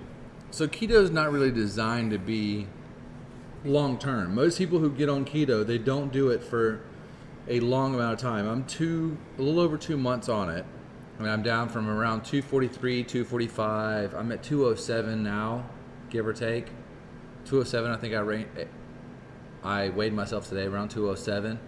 But it's not meant to be sustainable. You're not meant to do this for a long time. And I take supplements to kind of negate some of the, since you're not taking in all of this stuff, there's certain things in your body that you're going to overlook or not have. So I take keto vitamins. Like I take some that kind of help me replenish some of these things that through not having these sugars or high carby or, certain things I don't eat now, I have vitamins. But you're meant to do it for 2-3 months, get to a good solid point, and then get off of it. I've been doing intermittent fasting for a long time, but I think what's great about keto is it makes you more observant to things that actually have sugars, added sugars, and carbs that you didn't think before.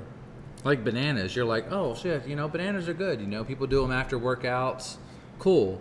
When I look at a banana now, I see like 30 to 37 grams of carbs for a whole banana and like 3 scoops of sugar. So I guess it's pretty good pre-workout or maybe after a workout, but some of these people who are consuming multiple bananas a day, unless you're in a bulking phase, I wouldn't think that would be very beneficial for you, and quite the opposite. Yeah, it's not ideal at all. Yeah. Probably the best fruits to be on while you're on keto is strawberries, watermelons, and maybe, various berries. There's like blackberries and blueberries. They're a little... Small handfuls of blueberries. Yeah, like lower on the glycemic kind of level. So obviously stay away from bananas and apples and oranges and most of the peaches, pineapples. Most of those are like high glycemic, really high up there. Like you eat like a shit ton of pineapple and it's the equivalent of eating like a whole packet of like M&Ms. Skittles. Yeah, it is pretty bad. And it also makes me a little bit more observant to things that I guess I thought were really, really bad before, but maybe aren't really.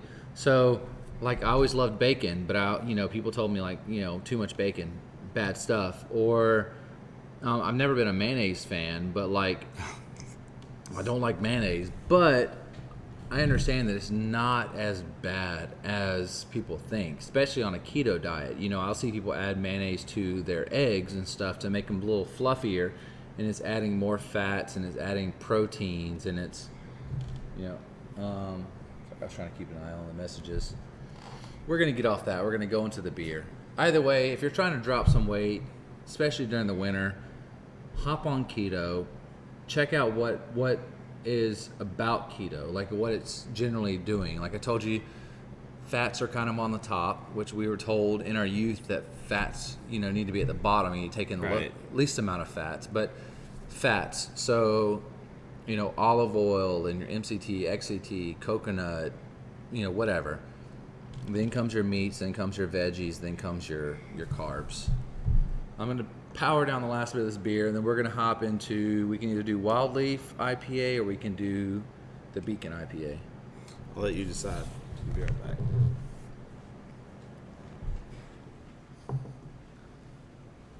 And if you guys are curious, if you're just now popping in, the beer we just drank is the Munkin' Around. It is a Belgian triple from Pretoria.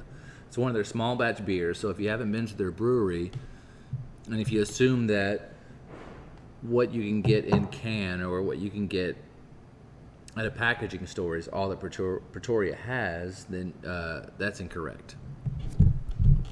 I would say on this side, there's probably 5 beer that you can't get on can, or get canned, bottled, packaging store, whatever. And there are a solid 8 to 9 beers on this side that just have never made it to cans or bottles. They're small batch. You come in and get them. So if you've been sleeping on it, if you haven't gone to Pretoria, if you thought that you've had everything they've sold, you're incorrect, because they've made well over 100 beers. I should get you a Berry Goza. I'll get you a crowler of it and bring it to you, or I could just bring you a 6-pack. So the Berry Goza is great, but it's not going to be like the Super Saiyan version, like this beer that you had here, and then the Stegosaurus style one that you had before. They're not to that extreme, or the Popsicle, the blue Popsicle. They're not to that extreme, but it's a good, solid berry sour. And what's great about it is that it's all locally harvested and locally acquired fruit from our Pretoria farm. If you guys didn't know, Pretoria Fields is it's named after our farm that's on Pretoria Road. Huge farm. They've got, like, most of these beers have anywhere between 70 to 90% of the ingredients that go into them come from our farms. Obviously there's exceptions to the rules, whether they have New Zealand hops or whether they have Australian, or they have some cherries. Yeah, they have funky stuff that goes into them that we just don't grow here. These are exceptions, but most of what go into the beer comes from our farm. So when you're drinking our beer, you're drinking super local. Even the honey that goes into the beers comes from our hives, comes from our bees, from locally pollen. Like almost think of our beer as medicine. You should think of our beer as medicine. Very medicinal. Yeah. And not medieval like we saw in Philly. Definitely a modern medicinal kind of thing. Yeah. So Let's do these in the pint glasses, and we'll run these beautiful Pretoria Field koozies in them. I'm going to show you what they look like first. So I just grabbed one. There was no... You guys can actually come and get these. I'll show it to you real quick.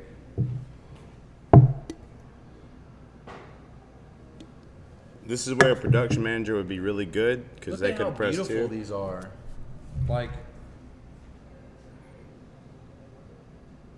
the beautiful B logo.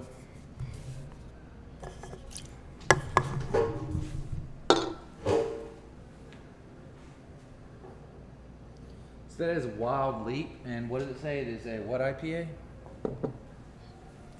It's called ETA from Wild Leap, and Transcontinental IPA. Born in the sky, brewed in the ground. ETA is a first-class transcontinental IPA that pairs the comfort of soft, fluffy mouthful with the pleasure of a smooth and juicy hop combination. It doesn't tell me the hops, so that would be kind of convenient. But this is from LaGrange, Georgia, Wild Leap, and this is Brent actually supplied us with this. So shout out to Brent.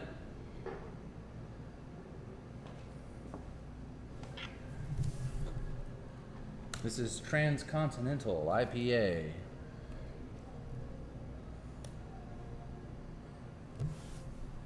I'm gonna throw that there beautiful koozie on it. It's very elegant, very simple, simplistic design. Pretoria Fields. Yeah, and then it says on the back, made in Albany, Georgia. Like, Nice little logo at the bottom. Don't really want to spill it. Brandon definitely has got it covered. I'll let you guys get your gander to that.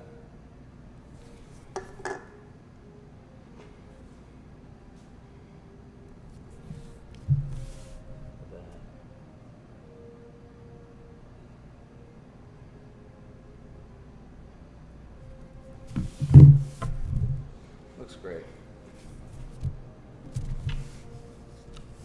We're gonna do our cheer. Yeah, man. Super excited for this.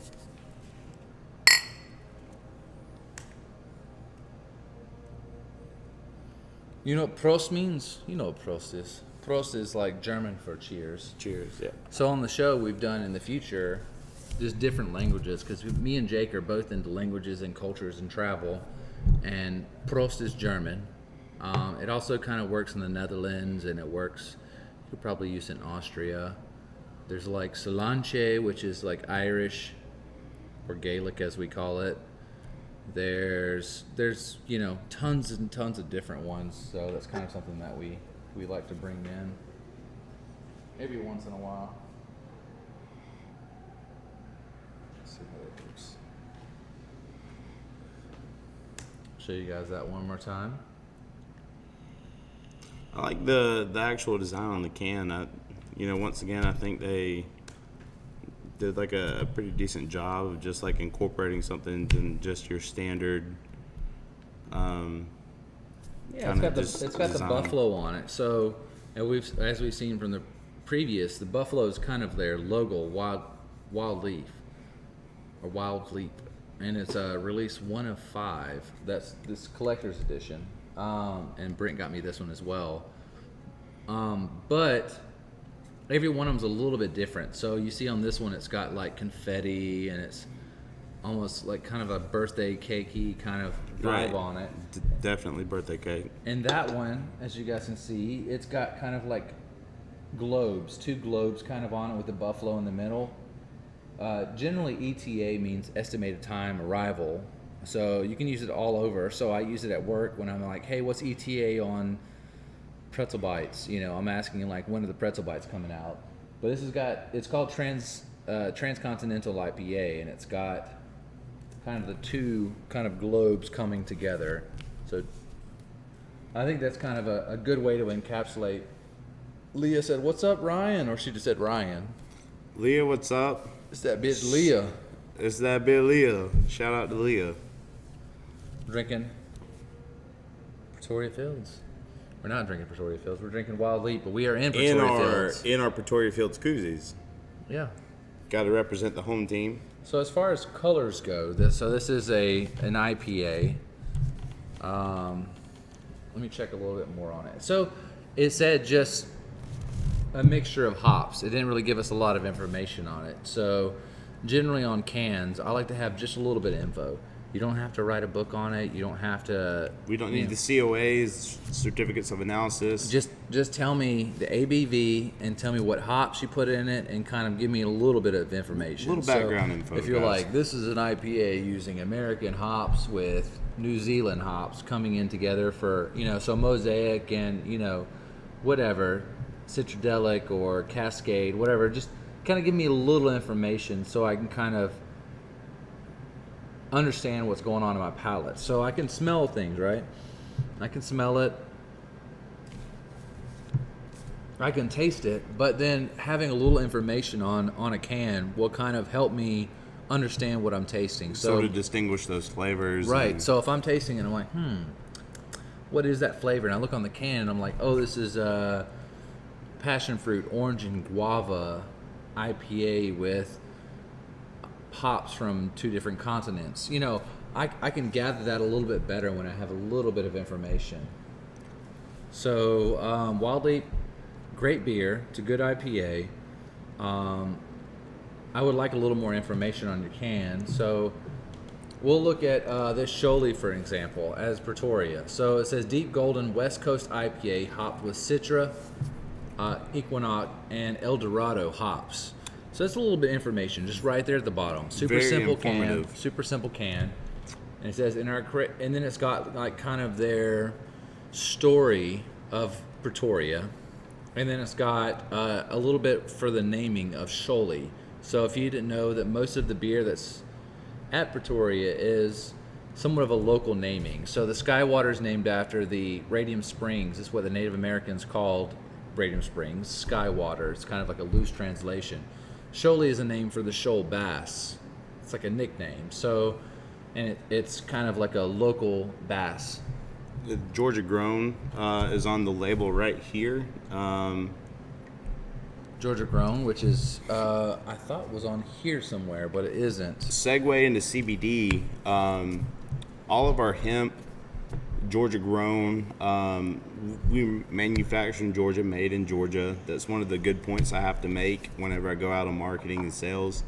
It's definitely very just beneficial to, Georgia, man. Like, it's all about promoting and benefiting the state. Yeah. And, what you get when you get our product is this Georgia grown, Georgia made. So it not only benefits Pretoria, but it benefits the Georgia economy because... Yeah, you're keeping the money within the local GDP. You're keeping the money kind of here. Instead of like sending the money out to another state or to another country, you're keeping the money within here, and it's kind of like a symbiotic kind of relationship. So when you buy local, it keeps the money here, and it helps businesses like Pretoria or like shout out to the Rib Shack. Matt, and Rich. Shout out to you guys, keeping local businesses like the Cool Place with Halim, keeping local businesses. The Taters place, the food truck. Yeah, I just met the guy there. Or think about the Bread House. They're making big waves, and there's a lot of stuff that people don't know about that's kind of under the radar that they're working for the future. And I'm not going to divulge on that. I would love to have a future episode with them. Everyone go visit the Bread House. The Bread House, or on Thursdays or Wednesdays, sometimes we have their food truck here, which is Booch and Mia. Awesome food. And I tell the girl that's in there, sometimes the guy's in there, sometimes the girl's in there, and I'm like, hey, just give me something keto. And she hooks it up. I think I pay about $9 or $10, not a lot of money. And she does, I think this week she did chopped up hamburgers, she did chicken, she did bacon. So burgers, chicken, bacon, all chopped up, grilled on the iron, on the stove, the stone iron.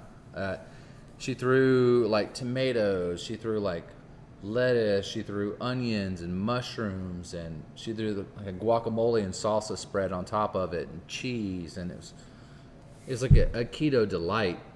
And it was like next to no carbs in it. There probably was like 6 carbs for the whole thing. I was super full.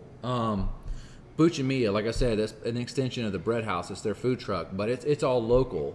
If you can, always shop local. Always kind of keep the money local, because when these businesses are able to thrive, more people spend their money there. That kind of money just keeps coming back into our local GDP and our local revenue. And just to touch on it, when you use local businesses like Pretoria and all these other places, when we source all these different vendors to supply our needs, we're sourcing Georgia businesses, because it's not just supplying Pretoria or these other places, but the needs and the stuff that we have to do to maintain our business, we're using other Georgia businesses. Right. I mean, so it goes past Pretoria. Right. Even look at the pimento cheese and the crackers and stuff that we have back there for people to munch on when they come into Pretoria.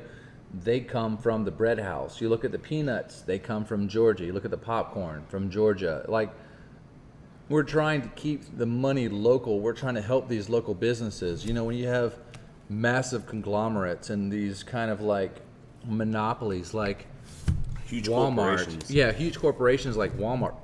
Like small businesses are really, really struggling. I mean, even the sanitizer that we have back here that is on every single one of the tables at Pretoria, like, we made that locally. We sourced the ethanol. We sourced we got everything that goes into it. Shout out to Leah. Shout out to Leah. Me, Leah, and Jake working that sanitizing, breathing in ethanol every day. I'm sure we're going to die at a very young age, but They protected you from COVID. Subscribe. Send your resumes to Brandon. yes. So far, this beer, I'm digging it. It's hard for you guys with this beautiful Pretoria koozie to tell exactly where I am at the beer. It's almost got a vibe like a hazy IPA, but it almost has a hazy vibe. Courtney McCoy, not sure if you ever revisited places. If you do come back to Twisted, I'm now partner with catering business, and we do axe throwing, food testing. I have a killer recipe for velvet Oreo brownies with cream cheese frosting. Just a thought. So I won't be eating that unless it's on a keto. Like, I have cheat days. I have one day a week where I take in. Normally I take in 20 or less carbs a day. 20 or less. But once a week, I have a day where I'm like, fuck it. I don't give a shit. And that's usually Monday, when the day I drink beer. We don't give a damn. Because on I know Mondays. that there's going to be carbs in every one of these. And everybody's like, aren't you on keto? You can't have that. On Mondays, I do. So, Courtney, I'm definitely down for another Twisted Timber episode. I would love to have an episode over there. If you guys want to have one next week, I'm down for that. With me doing it all by myself, and with COVID being the way it is difficult to have people be consistent and actually like 100% come on the show. Very often people are like, hey, I'm totally down, and then Monday's the day that we come live, and come Monday at 4:00 they're like, hey bro, I can't make it. And I'm like, well shit, I've got 5 hours to come up with something. So if you're down, Courtney, I'm down. I would love to do another episode of Twisted Timber. We can throw some axes. We can talk about business. We can talk about events you guys got Red going Velvet. on. We can have red velvet Oreos. That sounds so sexy. I'm going to be honest. One day a week. I can have it on Monday. So I'll be miserable all of Tuesday because my body's not used to that. Yeah, it's awful when you break that, man. It's So what I'm horrid. going to do is, and we'll get back to the beer, but I'm going to do keto for maybe another month, right? I'm down to 207. If I can get to a consistent around 203 to 205, consistent. So when I go to the gym, I weigh myself. I'm at 212, or give or take 212 to 211, but I'm wearing like a full hoodie, shorts, shoes, my phone, my vape, and I've got a lot of other shit on me. When I'm on a scale, I'm around 207. If I can get around 203 to 205, I'm going to stop keto. I'm going to go into a bulking phase, and I'm going to do the complete opposite of keto. So I'm going to take in as many carbs as possible. So people are going to hear, when I say it, people are going to hear how many carbs I take in, or how many calories I take in a day, and they're going to lose themselves. I probably take in maybe 1,200 to 1,500 calories a day, if that. When I did like a macro calorie checker, I was really running super short on calories. That's with me taking MCT oil, XCT oil. I eat 6 eggs. I eat turkey. I eat chicken. Like a lot of things that I eat are not super high calorically. You already drank your beer. Possibly. I'm a real piece of shit. I'm sorry. No, it's okay, man. You've been educating, talking. So once I get off of that, I'm going to go into a bulking phase. So once you're on keto, it's going to be difficult for you to gain mass. That's true. It is going to be difficult. It's because you're taking your caloric intake so low. You're cutting carbs. You're cutting sugar. So you're going to lose weight like crazy. And mind you, I don't work out like crazy. I probably put in 5 to 6 days a week, but I only do 30-minute workouts. So I focus on single muscle groups or maybe 2 muscle groups. So if I do biceps, I might do delts, like complete delts. So I'll do biceps and delts. I'll destroy my biceps, and I'll do front raises. I'll do, front raises, various front raises, lateral raises. And I'll just kill those 2 muscles. And that's not enough to gain mass. So once I get done with keto, so give it another maybe 2-3 weeks, maybe a month, lose down to maybe 203 to 205. I'll go into a bulking phase, and I'll probably take in 4,000 calories a day. I'm going to really push it to get these calories in. I've got to really do macros. I've got to check my apps. I've got to do all these stupid things to make sure I'm taking in my right, because muscles need protein. Muscles need fat. They need all of these things to grow. And yeah, so I'm going to cut a bit, and then I'm going to Bulk go that into a ish bulking up. phase. Yeah. Bulk that ish And up. I'll probably go where I'll do keto for a while, and then bulking phase, and then keto, and then bulking phase. So they say every time you go on keto, every time you go back to keto, your growth or your loss is less. So if you lost 30 pounds or 40 pounds on keto, the next time you go onto it, you might lose like 10 or 15 pounds. Like the way that muscle memory works, maybe you go to the gym and you used to work out like crazy and your muscle memory kicks in, you're lifting more than the average. That's kind of like the reverse side of it. You lose a little bit less because you've already kind of done it. Yeah, I'll get into the beer. Challenge for Brandon. For every pound that he gains on his bulk phase, that's 3 subscribers or 3 people that have to diligently follow, or at least 1 resume sent in for every pound. I would love to have a production guy. Like I actually sent my friend Neil a message. He works over at Publix, and I've known Neil for a long time. But you know, he's got a lot going on, and I've had his brother-in-law on the show before. His brother-in-law and his sister are both falconeers, so they get massive falcons that they train to hunt and to do various jobs. Which that's when you become a falconeer, that's all you do. That's badass. Yeah, and Neil works on the production side of other things, and I was like, hey, I would love to have Neil to come on the show and be, you know, like a pro bono, just have experience, be able to add that to your resume and be passionate about it.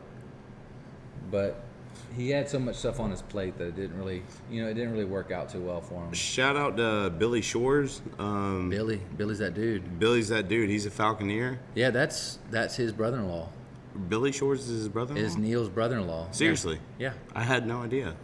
I've had Billy Billy, on the show dude, you're before. incredible, man. I've known you for a long time. I've had Billy on the show. Have you really? Yeah. Are you serious? I would love to have Billy again. When it becomes hunting season again, I'll have Billy on. And me and Jake were planning to go on a hunt and have it live streamed. I would love to go on the hunt, man. People have to pay to do that. But if you're good with Billy, if you know Billy and Billy's a good guy. Billy, I've known you for 17 years, man. What's good? Let's go on Really? this hunt. I've known Billy a really long time. A year and a half, 2 years maybe. Long-standing relationship with Billy. Billy, pro bono, man. Let's do this hunt. Yeah, I'll pay you. I'll pay you, man. Honestly, I'll pay you Billy's on the side. wife is Neil's sister. Really? Yeah. I had no idea, man. Love Billy. Billy's an incredible guy. Great falconeer. Oh yeah. Shout out to Billy, man. When you become a falconeer, that's all you do. And people are like, no, you gotta have a side job. No, No, it's a lifestyle. it's a full-time job. Like each one of these birds, they have to have the right weight. Like as we are doing keto, you're kind of doing that for your birds. You're making sure they're taking in the right protein and the right amount of nutrients to maintain the weight that is applicable, if that's the word I want to use in this, but will benefit the bird in the situation that they're designed for falconeering. So next up is Beacon. It is Hillside IPA, and Beacon is actually somewhat local. It says, drink beer and change the world. I like that. And it almost looks like Columbus. It's a like powerful statement. They're Columbus downtown. That's very Columbus-esque. It's called Hillside IPA, a delicious juxtaposition of tradition and innovation. We combined everything we love about IPAs into one beer for your drinking pleasure. Wow. Expect Bold. to be bombarded with pine, citrus, and tropical fruit. So if you guys don't know, that's very similar to Sholey. So Sholey is citrus and tropical fruit. The pine is missing. And the pine is actually from the beer that Sholey was meant to mimic. So the guy, Eric, that came in as our brewmaster when Pretoria first was founded, he came from Russian River, and he created Pliny the Elder, or Pliny the Elder, as some people call it. Pliny the Elder, which was like one of the top-rated IPAs. Sholey smells and tastes just like that. Just take out pine and make it not a double IPA, make it a single IPA, and you have Sholey. People like to dog on Sholey, but people hate. People will hate Albany just because it's Albany. Like, because they're local and they're like, oh, Albany's shit. But they don't really have, like, this is a solid IPA. Like, get it rated with other IPAs. It is a solid IPA. I don't care what you say. The number one IPA rated IPA. Yeah. That's it. We're there. Yeah. Is Pliny the Elder. It was for a long time from Russian River out in California. And the same guy who made that made Sholey, and he modeled it after it. He took out the pine and made it a single IPA. That is Sholey.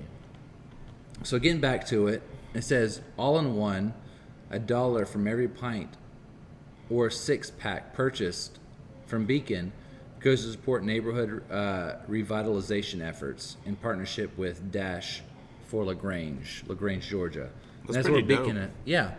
I love any kind of community growth or. So Sholey, if you guys didn't know, Sholey money from Sholey sold goes to the Waterkeeper, Flint River Waterkeeper. So anything to kind of like help maintain, like if you're gonna be in this area, have some pride. Like, I know you've been here for a long time, and for you, it feels like a shit place. Awful. But if you look at it through a different lens, it's not so bad. Objectively. It's really not so bad. Like, Albany has a super low cost of living. Yes, we've got crime. Yes, we've got poverty. We've got our issues, and every town has their issues. I don't care where you're talking about. Every town has their issues, but there are some positives. A big one is low cost of living. If you can find a good neighborhood to live in and a cheap cost of living, that's what I do. You guys wonder how I travel all over the world, because I live in Albany and the cost of living is so low that I budget and I'm frugal with my money, so cheap to live here that I factor in how much it costs for me to live, and then I double that or triple that. Save my money, quit eating out at fucking Chick-fil-A, quit eating out at these crazy places you eat out, start cooking from home, whatever. Anyways, I'm deviating. But there's lots of things within range from Albany. Albany is a great central spot. If you like nature, you're within an hour to 3 hours from anything you can want to see. So if you want to go scuba diving, hour to 3 hours. If you want to go be on an island that's inhabited by ruins and wild horses, it's within range. If you like history, you can go to St. Augustine, you can go to Savannah. We've got two cities that have some of the biggest European events there. We have Helen that has Oktoberfest, which is one of the biggest outside of Munich. And we have Savannah, Georgia, which is one of the biggest outside of Ireland, which is, Boston and Savannah. Huge places. If you like history, you got Savannah, you got St. Augustine, you got Andersonville, you've got tons of Native American mounds, you got Colmoki mounds. Little Grand Canyon for sightseeing. Yeah, if you like nature, you can go to North Georgia, you can go kayak with manatees, and northern Florida, which is just from us in Albany, not too far away. Waterfalls, North Georgia. Tons of waterfalls. You've got Dukes Creek, Raven Cliff, you got Ruby, you got Anna Ruby, you got Amicalola. Tons of waterfalls to see. You got Lookout Point. There's just tons to do that you're so close to that you're just missing out on. That because you're looking at like, oh, woe is me, my town is small, my town is shit. Look at the positive of your town. Like, it is cheap as shit to live here. You can go do that stuff. You're right around so much shit that you're just, not seeing because you're just seeing Albany as being such shit. And if you invested a little bit more money in your town, whether that's eating at local restaurants, locally owned restaurants, you're shopping with locally owned businesses, you're looking at Blush, you're looking at Bandit the Babe, you know, all this money goes to make Albany a little bit better. Like, mirror Albany with Columbus. Columbus was shitty, like Albany, some people view Albany is. Not too long ago. Yeah, not too long ago. People put money into Columbus. Investors saw promise because of local spending. They spent money and they on Columbus. Columbus's downtown is built up. There's artificial rapids. There's like zip lining and whitewater rafting and scuba diving. Columbus is a beautiful place now. Yes, because people put money into Columbus to make it what it is. Like, yes, Columbus has an advantage. They have a military base there, but Albany, So does Albany. Albany mirrors Columbus in a lot of ways, and you have to look at like why Columbus is successful and why Columbus does well and Albany does bad. Look at Cannon Brew Pub. Look at Scruffy Murphy's. Look at Iron Bake Coffee. Look at a bunch of these other businesses that are doing really, really well.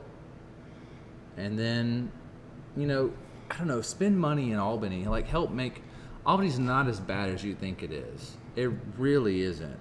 Like, I know you've lived here your whole life, and I know that this is all you know, so you think it's shit.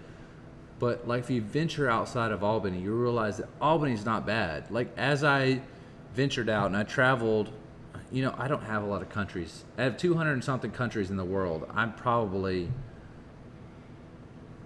20, 25, maybe. But Albany was nice to come back to. Like, it really is not that bad. I know you guys think it's like the worst thing ever.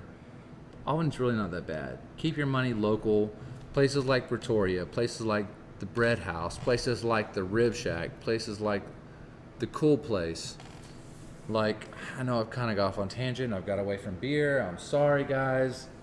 But if you want to travel and see the world, if you want to travel and see a lot, Albany is a great jumping off spot for that. You have a lot within range, great German restaurants all throughout northern Georgia. It's a hop, skip, and jump away. It's a day trip away. Anything's like a lot of cool places are a day trip. A day trip. Easily a day trip. That's all you need. Leave at like 5 or 6 o'clock in the morning. You'll be there. You can go and do all your hikes and go to the restaurants and drink all the beer you want. Several hours to do whatever. By 8 o'clock at night, you're driving home. You're back. You got a day off. You can do a lot. You can go scuba diving. Like, we have two really good scuba diving spots.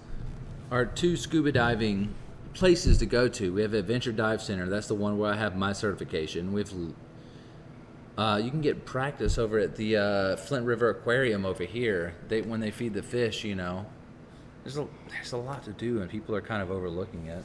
Hashtag revitalize Albany. Hashtag production manager for Brandon. Albany used to be, 20 years ago, Albany used to be a fucking happening place. 20 to 40 years ago. Like, Albany was the place. It was Atlanta, the good life city. It was Albany and Atlanta. Those are the places you wanted to go. It's kind of gotten out of that over the years, but it's not too far. There's a lot of you guys, and I'm not knocking you for this. I think it's great that you're going to stay in Albany for the rest of your life. It sounds bad, but it only sounds bad because you are from Albany. And no matter where you're from, whether you're from Sylvester, Tifton, whether you're from some small town in California, you're going to feel the same way. You're going to hate the town you're from, and you're going to think it's the most podunk town ever. You know, that is what it is to live in a town your whole life. You're going to hate on your town, but love your local businesses. Places like Pretoria where they're knocking out some awesome beers. We got some guys back here who are all over the states brewing. These aren't guys from, you know, Albany. You know, shout out to Albany, I love you. But one of our brewers is from 21st Amendment out in California. Shout out Austin, man. Austin's a you're great incredible, dude. man. He's a great photographer. If you guys want him, Crooked Window Photography. Photography. Man, shout out to Crooked Window Check Photography. it out. He does a lot of freak ass shit, which I'm into it.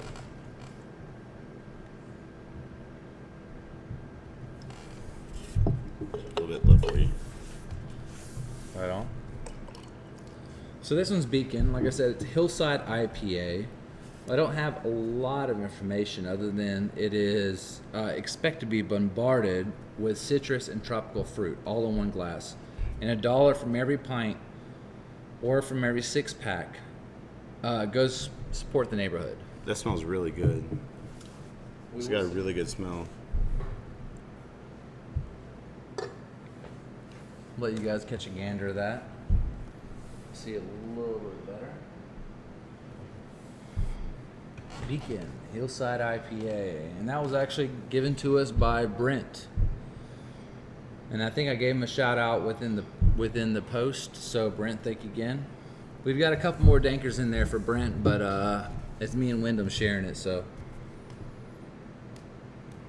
It's definitely got like a very citrusy smell.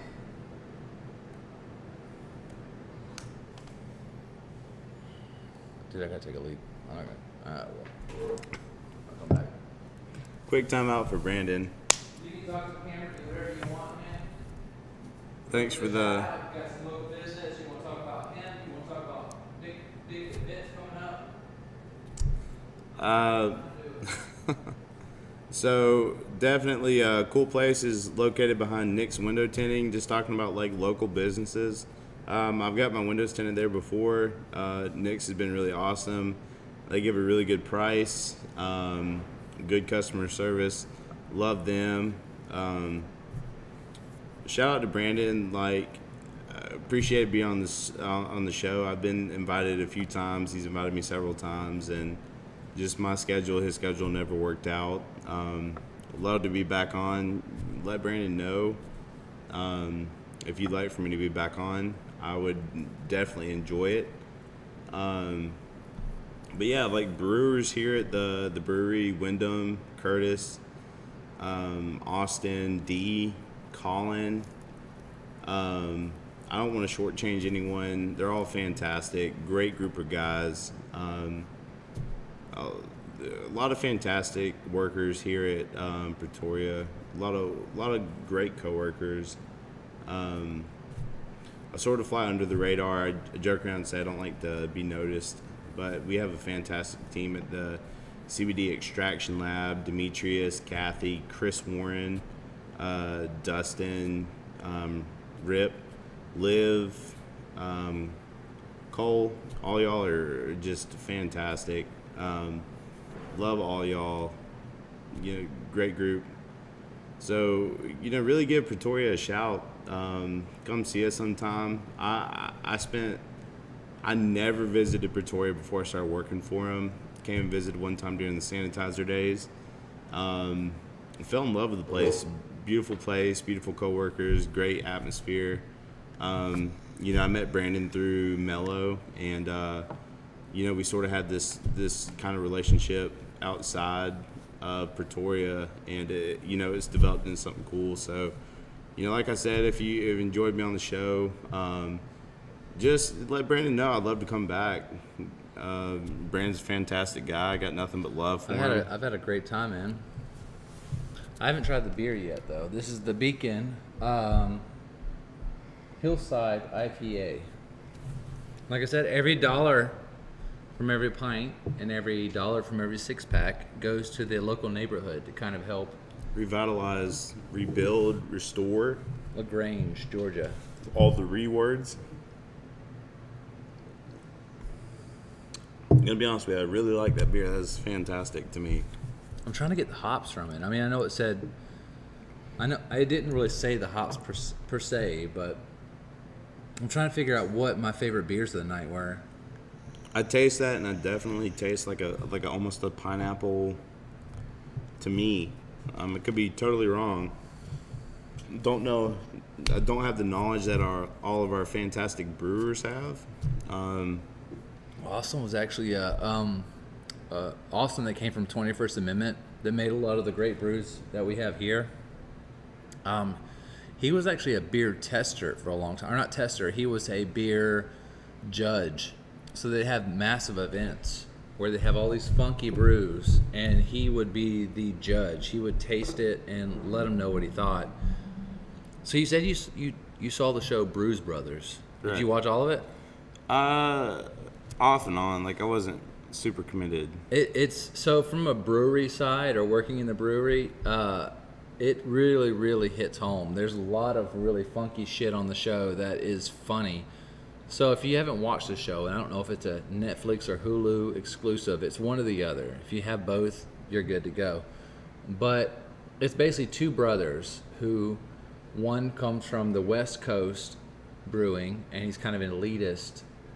You know those guys of beer, the elitist kind, who only try certain styles. And the other one came from a Trappist style, more traditional style of beer. And the Trappist style started a brewery, and he was struggling, so his brother came, and they eventually came together for a company. And I think it was called like Rodman's, something like I want to say that. it's something along that. But it's a lot of sexual innuendos. It's a funny ass show. It's worth the views. It is. I mean, the one brother that came from the West Coast, I mean, he got kicked out of, I think he can't even go to Washington or Oregon anymore because he was at some contest for rating, and he was like talking shit about IPAs because for a while there, IPAs were the thing. They were just the end thing. Everybody made IPAs. They'd be like milkshake IPAs, or they would have these funky like sub-labels for IPAs. And he wasn't about it. They didn't want to hear him, so they kind of kicked him out of it, and he made this beer that was, I don't know if it had acid in it or it had like LSD in it, but everybody drank it, and they were all just tripping balls, and he ended up getting kicked out of, I think he got kicked out of Oregon. He can't even go back to, he said originally it was Portland, but now It's the entire state. It's the entire state. He can't even go there anymore. But he goes to their brewery, and I talked to the brewers in the back from their perspective, like how legit was it, and the terminology and the lingo, like how real was it? And they were like, no, it's actually surprisingly like legit. Like some of the stuff they talk about back there, like you have to be a brewer to understand what they're talking about. And there was parts where one of the guys, the guy from Oregon, was sleeping in like one of the back rooms in the brewery, and he was using the hoses back here, which they use to hose like down the malt and the various spent grains. He was using that to take a shower, and he was pissing and shitting in the drains. Like, it's a ridiculous show. It's totally crazy. I If think you get Tony, a chance, check it out. Oh, what's up? Word, TMFL, Tony Singletary. Brian is looking at BS like he's talking BS. You right. Rude dog. Tony Singletary, he's pretty legit. He will try to slide a BS line in. I like me some Tony. this is extremely hurtful. Tony gets wild. Tony's down to clown. Love TMFL. I never showed you that video of Tony. Did I? The Tony in Salt Lake City? I'm not going to say what Tony was doing in Salt Lake City, but Let's just say he lived it up. yeah. If you've seen Fear and Loathing in Las Vegas, I'd love to see that video. Looking forward to that off air. Tony, I'll do that off air. I'm definitely jealous I didn't make that trip. Brian kisses and shits in the drain. I don't know what that means, but I don't know. Tony might be drunk. Who knows? He Roll might have a little Tide. something. Roll Tide. We had a long day. Shout out to Tony for working with us and just being patient. And Tony's been on the show about 3 times. I've been invited probably 4 or 5 times. You invited me, and Yeah. our schedules just didn't work out. I Yeah, said there was that one earlier. time where I was like, you're like, hey, I'm coming on next week, Scouts Honor. And then I was like, I'm actually going to be out of town next week. I think it was the week that I was going with Tony to his Yeah, that was one, and then his camper. the last time you went to the cool place, just last week, I volunteered because you asked me the week before. Yeah. And I'm really grateful to be on the show. Really excited. I was a little bit nervous because Brandon's such a cool, suave son of a bitch. Not at all. Not at all. And I wasn't sure how I'd fit in, but I've enjoyed It's it. actually Man. enjoyable. Like all you do is look at the camera. I feel like it's just like a casual conversation. I'm like, oh wait, there's people there. Let me just talk to them. It's Tony Singletary. Reese has a date tonight. Shout out to Reese, whoever Reese is. Way to go, Reese, man. You don't even know who Reese is? I don't know who Reese He's is. like, Reese has a date tonight. I have no idea who that is. I'm pretty sure I know who he means, but I'm just not going to blast that on the air. You can send another one. Rip, i.e., Reep is Reese. Shout out, Rip. Enjoy yourself, man. Rip. You deserve it. Rip's wild man. Rip's He's a character. He's a son of a gun. I'm going to let you guys catch a gander at this. Now, if you guys are curious where you can get some of these here koozies, these beautiful koozies, you can get them at Pretoria. Come see us. We've got them. I'm kind of fucking that up, but It's okay. made in all I like the little bottom of them, man. The bottom's actually pretty clever. You don't see a lot of koozies that have like some design at the bottom. Pretoria Fields established 2016, 2015, 2016. I think it looks great, man. Yeah, 2016. That's when Pretoria was established. I give these koozies out like crazy because any promotion's good promotion. So, like at the Cool Place, if you guys are into gaming, if you're into I don't care if you're into board games or you're into Pokemon or you're into VR, you're into console, or if you just are into beer, you want a place you can chill, drink a beer, and go online and have internet, whether you have to do your homework or whatever. 2 places in town I can recommend. 2. I'd guess say go to Temp. Temp's locally owned. V, that whole crew, they're great. Jake used to work there for a little while. Or go to the Cool Place. 2 locally owned businesses. Or honestly, 3. Let's add 3 in there. 3 is the Bread House. If you didn't know, the Bread House has a coffee shop, and they've got legit ass coffee. You can go in there and get online, get some coffee, take care of your business. In the season that we're in now, they have the most fantastic like pumpkin bread. They have seasonal stuff. They include that kind of stuff at the Bread House. It is amazing. Pre-keto, definitely delved into that kind of stuff. Really miss it right now. Yeah, I Not do miss gonna lie. bread. When I go into a bulking, I'll definitely have the breads. But I'll have to, instead of spending 30 minutes, like I told you guys earlier, I spend 30 minutes at the gym focusing on a single group.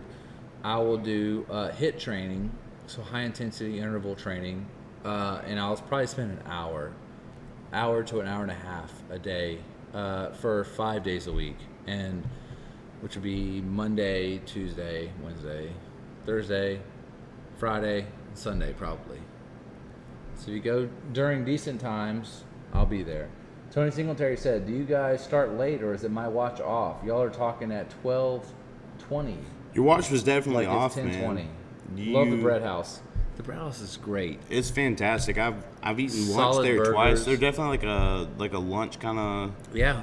So when I talk to the lady, and I might be, chances are she's probably not watching, the owners, the husband and wife, they have the building behind them. So if you aren't familiar, they have Graceway as well. So it's people who have drug addictions or alcohol addictions or whatever it is your ailment. They're like a halfway house to kind of help you. So I think that is amazing, and Bread House is kind of something that does that, and they employ these guys. Incredible. Not everybody that works there, has an addiction. So don't think that. Don't Just assume that kind of stuff. don't ask your server what they're addicted to, because chances are they might just be a regular server.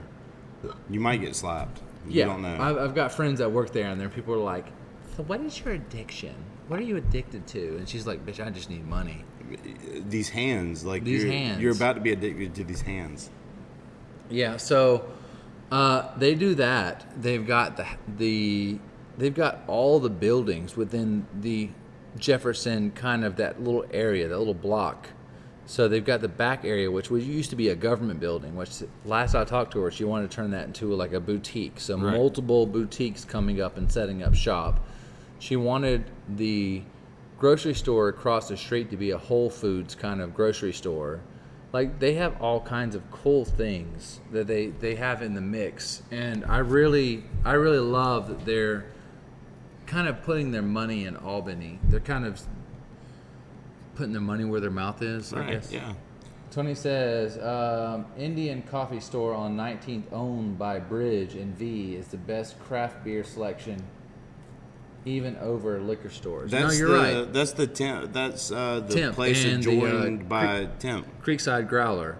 No, I've gotten a shit ton of beer from V and Bridge. They get really good beer and they sell singles. So if you guys are wanting to have some funky beers, check out Creekside Growler. Best selection in town, arguably. Yeah. And I love Mellow because I've been there for 8 or 9 years, and they've got some funky beer on tap. But I would say that Creekside Growler has a better selection. And Mellow, they can put it in growlers. True. Mellow can put anything on growlers. I didn't know that. All 25 beer that they have, they can put on growlers. But Mellow has, since it is a corporate company, they have to keep certain things on tap. So they have to keep Miller, Bud, Ultra, Stella. Just your corporation standard, like mass produced. They have to keep these things on draft. So you're cutting, so out of like 25 to 30 taps, maybe 8 or 9 of them are actually like craft beer. So you can get growlers of anything you want there. But I would say that since Creekside Growler isn't a corporate company, they can be a little bit more lenient about what they have on. So they have things like Bearded Iris, which is out in Nashville where Jake's at, and they sell all kinds of funky beer, and they've had that at Temp and at Creekside Growler. Monday Night Brewing, they're a big Monday Night Brewing carrier. Yeah, Monday night. So Monday night's a big Decatur? hit or miss for me. I love their Lord Grey. You put me on that at Miller one time. That's Three Taverns. 3 Taverns? Yeah, they make good sours. 3 Taverns, they do the Rapturous, they do the Lord Grey, they do a bunch of the funky Prometheus. Those are some of my favorite beers, man. I can't believe I mistook them for that, but So it says, Rue Dog said you're going to be addicted to those hands. That was hilarious. Tony's wild. until the bread house gets their like Whole Foods kind of stuff set up, if that's what they decide to do, the direction they go. Tommy Mac's Produce, fantastic local spot, local owned business. They carry our CBD products, Pretoria Fields. Go in and ask Tommy Mac. Ask for Tommy. Guy's there. His hours are usually Monday through Thursday with some sparing hours Friday and Saturday. Fantastic guy, beautiful spot, a lot of just small town kind of feel. Great staff there, beautiful location. Hit Tommy Mac's up.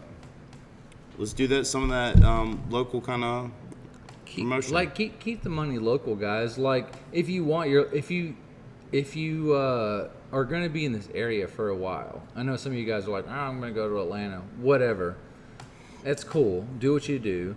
But like if you're going to be in Albany, like keep the money in Albany. Find businesses that are local businesses. Show some love. Like I don't mean just for Albany, but like Albany, Lee County, Dawson, these kind of like local businesses. Small surrounding areas, man. Show some love, man. That's the only way these businesses, like next thing you know, these businesses are going to shut down. Like if everybody stopped shopping with them, these businesses are going to shut down. And all you're going to have is places like Walmart and places like Publix, like not throwing anybody under the bus, but like these are like massive companies, and I just kind of want to keep things local. Like there are certain things that you need to buy from Publix and buy from Walmart.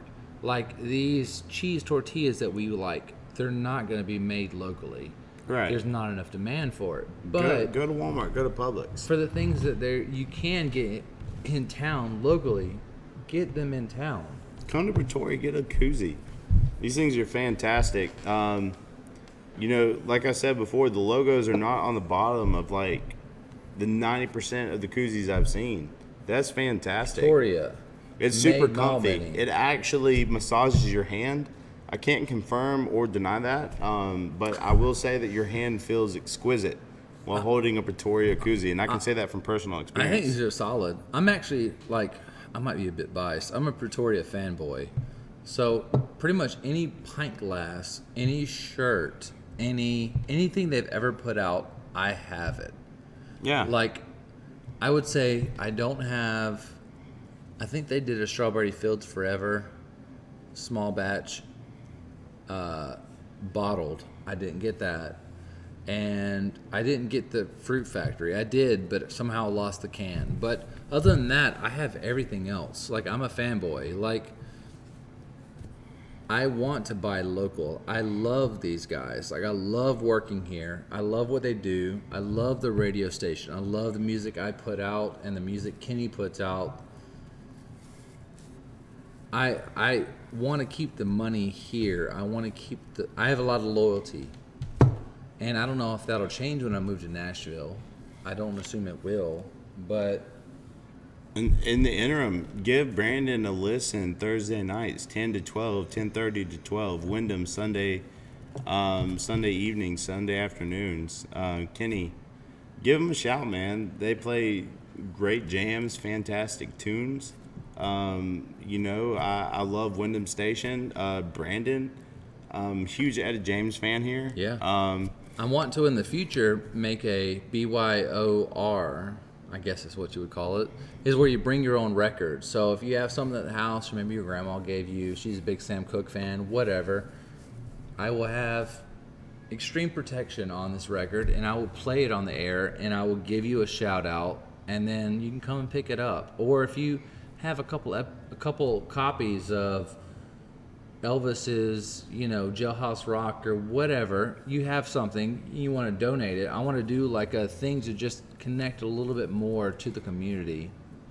And I know there's people who like the music that I like, and any way to connect to you guys, whether you bring in a record or whether you give me a shout out or whether you do a request, there's music out there for everybody, and I think Queen Bee plays most of it. Now, if you're into hip hop or you're into rap or you're into like stadium country, maybe maybe you can't find everything you want. Maybe when the Bodine and the Poachers come on, it's usually Sundays, and there's a couple other days they come on, but maybe you might find something you like there. But other than that, I find that locally there's not a lot of soul. There's not a lot of old Motown, the old music that I like. It's not represented locally, and that's kind of what I want to do. So hopefully soon, with the next month or two, that we can work out some bring your own record, and I'll put your record on the air. I'll give you a shout out. I'll say, hey, Ryan submitted this album from Etta James. Shout out to Ryan. This is a great album. It became popular in 1967. This was the number one record in April 17th, 1967. Like, something like that. Anything to, like, kind of show some love. Like, I know there's, like, a reoccurring theme of, like, showing love locally. I know you guys are in Albany. You feel like this is a shit place. But, like, it only feels like shit because you have that mentality. If you were in any other place, you would feel the exact same towards whatever town you're in. So while you're here, show some love to Albany. Tony says, Rip said again, the beer sucks, but Ryan is hot. Rip, you're too kind, man. And Rip bastard, he wanted to say hey, but sent me instead. Rip, man, I hope you enjoyed your evening. Rip, Tony, I appreciate y'all, everything y'all did today. Y'all made it worthwhile. Thanks for being patient. Love you guys. Man, tune in to Brandon 10 to 12, 10:30 to 12:30 Thursday nights. If you like old soul music, if you like old type, everything from Smokey Robertson to Otis to Sade, Temptations, if you like that old style, listen to me. And if you like the show, let me know on Facebook. If you type in Bumio, Bumeo, and Instagram or Facebook. You'll find me. Give me a shout out. Show me some love. You know, he plays nostalgic hits. He plays the new stuff that represents that beautiful sound from back in the day. Hit him up, man. If you enjoyed me on the show, please, let Brandon know. I'd love to come back. I think Brandon's a fantastic host. I haven't seen any resumes. I'm hoping they come in. We're looking for somebody to run production. All for production. Whatever we can do to facilitate that, man. I'd love to chip in and help, scan some resumes. I'm down, man. So of the beer, so far we've had the Berry Goza from Pretoria. We've had the Can this represent the Berry Goza from Pretoria? And this will represent the Monkin' Around. Okay. So what about the chocolate covered cherry one? Can this one represent? Yes. No koozie, pint glass. So we'll do a layout so you guys can see it. Hope you guys can see that, okay? Actually, what I'll do is we're gonna drop this stuff so you guys can catch a gander at it. Maybe like worst to best or something. I gotta figure it out. I'm gonna You drop got it right there. Maybe put worst under you and best under me, or vice versa. You're the best host I've ever been with, man. You've only been with one, right? Well, you're my first time, so I gotta pop fluff that you cherry out. Yeah, eventually. you know what I'm saying. So we'll do first from over here and worst from over here. So we said that This is the chocolate covered cherry, Berry Goza, and this is the Monkin' Around for Pretoria. This is the Monkin' Around. Okay. So we've got a couple others. We're gonna slide these beautiful Pretoria beers out of the way. This is your personal. This is my personal All right. opinion. This is how I feel. So I'll say and it's not necessarily the worst. It's just the Your one least favorite of the night. My least favorite. I enjoyed it actually. There was not a single beverage that I did not appreciate. I'm gonna say the Wild Leap ETA was my least favorite. Still enjoyed it. Thought it was a good beverage. This is just my personal taste. Following that, I'll say the Wild Leap Birthday Month. I appreciated the display. The taste was good. The Monkin' Around, once again, fantastic beverage. Shout out to Pretoria for just a good taste. Then we're gonna go to the Beacon Hillside IPA. I definitely enjoyed that citrusy, pineapple-ish kind of taste. I thought it was really good. But, once again, this is just my preference. Then we're gonna go to The Brontosaurus. I thought it was great, honestly. After the Berry Goza, and then that Brandon Smith iconic.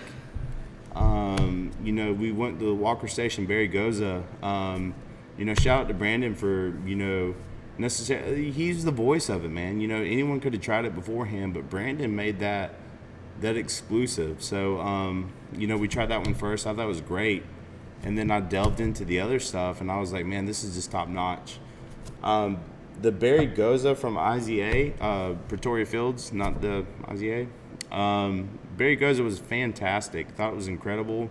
The way that they have changed the recipe, whatever the ratio is, whether it's 1-9, 3-9, 1-3, to simplify the common denominator. And then, Brandon's drink, I thought that was incredible. That was the Walker Station Stout mixed with the Berry Goza. Yeah, it felt like almost like Christmas in my mouth, I will only delve into the chocolate-covered cherries around, like, the holiday season. So for you guys that didn't catch it, 2 Pretoria beers are number 1 and number 2 for the night. That's for me. I thought they were fantastic. Shout out to Pretoria, the team here. Fantastic. I was not paid to make that promotion. We're not. Not at all. So just fantastic beers. Shout out to everyone that participated, from our brewers. Love you guys. Y'all are fantastic. That's just my opinion. So I'll leave it over to the expert. No, I himself. think that's pretty accurate. So after we had the Berry Goza going right into the Brontosaurus, I did like the Berry Goza better than the Brontosaurus, which the Brontosaurus was good. It's part of the Gummy Bear series from Tripping Animals Brewing Company in Florida, Doral, Florida. Definitely a good beer. It's still number 3 on the list. So shout out to Sky Barnes for giving us that one. That one was really, really good. There you go, Sky. I do like the Berry Goza. I drink that a lot. I might be a bit biased, but I like that one a lot. And this one is basically an amalgamation of 2 of the beers that are my favorites at Pretoria, which is the Walker Station Stout and the Berry Goza. Mix them together, it tastes like a chocolate covered cherry. I would say probably mostly berry, the last third of it maybe a stout. Beacon did a great job with that IPA. It's actually very, very good. I like the Monkin' Around. It's a little bit of a deviation of what we've normally been doing at Pretoria. We've done some funky beers, but I think this is our first Belgian triple. We've done some other Belgian ales, some Belgian wheats and stuff, but I think, if I'm not wrong, this is our first Belgian triple. Super solid. It is like 9.2% ABV, so we're only selling this in a 10 ounce, but it gets the job done. It's super solid. If you like German beers, if you like Belgian beers, it's the way to go. That's still not throwing any shade on these 2 beers. Not at all. This is what Wild Leap did a great job. Both of these are really, really good IPAs. I think that's about it for the show, though. I've had a great time. We've had some great beers with great conversations. We talked about shopping locally. This wasn't meant to be a shopping locally episode. Sometimes it do that. Sometimes it be that way. Show your local businesses some love. If you're going to be here, if you're not leaving the next 1 to 3 months, show them some love. You got, Twisted Timber, axe throwing. They got beer. They got axes. They got food trucks sometimes. Colby Van Mater there, man. Come see him. He's fantastic. Yeah, he's a great he's host. an awesome dude. He's lost a lot of weight recently, too. We just talked about it Friday night, man. Yeah. Fantastic. You got Pretoria, locally owned. Everything's made in-house, all behind you. As you can see, the big metal. All this is all beer. Currently, you're looking at thousands of gallons of beer. It's all back behind me. Come see Brandon behind the counter. He'll I'm pour you there. beer. You socialize with you. Yeah, and if you're not from here, I'll talk to you about things you should do in the area. Check out the Bread House. Check out the Rib Shack. Check out, if you like games at all, everything from like foosball to VR to PlayStation, whatever you're into, you can find it. Check out the Cool Place. You're here. You're going to be here for a bit. Might as well enjoy it. Might as well spread the love, guys. Either way, this is our layout. I'm fairly confident in that layout. He did a great job. I want to thank Heart You Guys beach trip in November. Okay, apparently we're going to the beach. All right. Well, I've had a great episode. I want to thank you for coming on. Anytime, man. Appreciate it. Bring it in. Let me see what this is. Find the. Don't leave me hanging. Don't look at the computer. I'm trying to find the. Yeah, there we go. Thanks, man, for coming on. Thank you guys for coming on. Like I said, this is Trade Skills. We do it every Monday from about 10 o'clock Eastern Standard Time to about midnight. Everything from interviewing somebody and drinking beer is kind of a constant. So always drinking beer, always trying to interview somebody. It's mostly about interviewing, secondary, drinking beer. Either way, Ryan, thanks for coming on. Appreciate it, Like I say, man. guys, shop locally, double dab. You have a good night. I'll see y'all next week.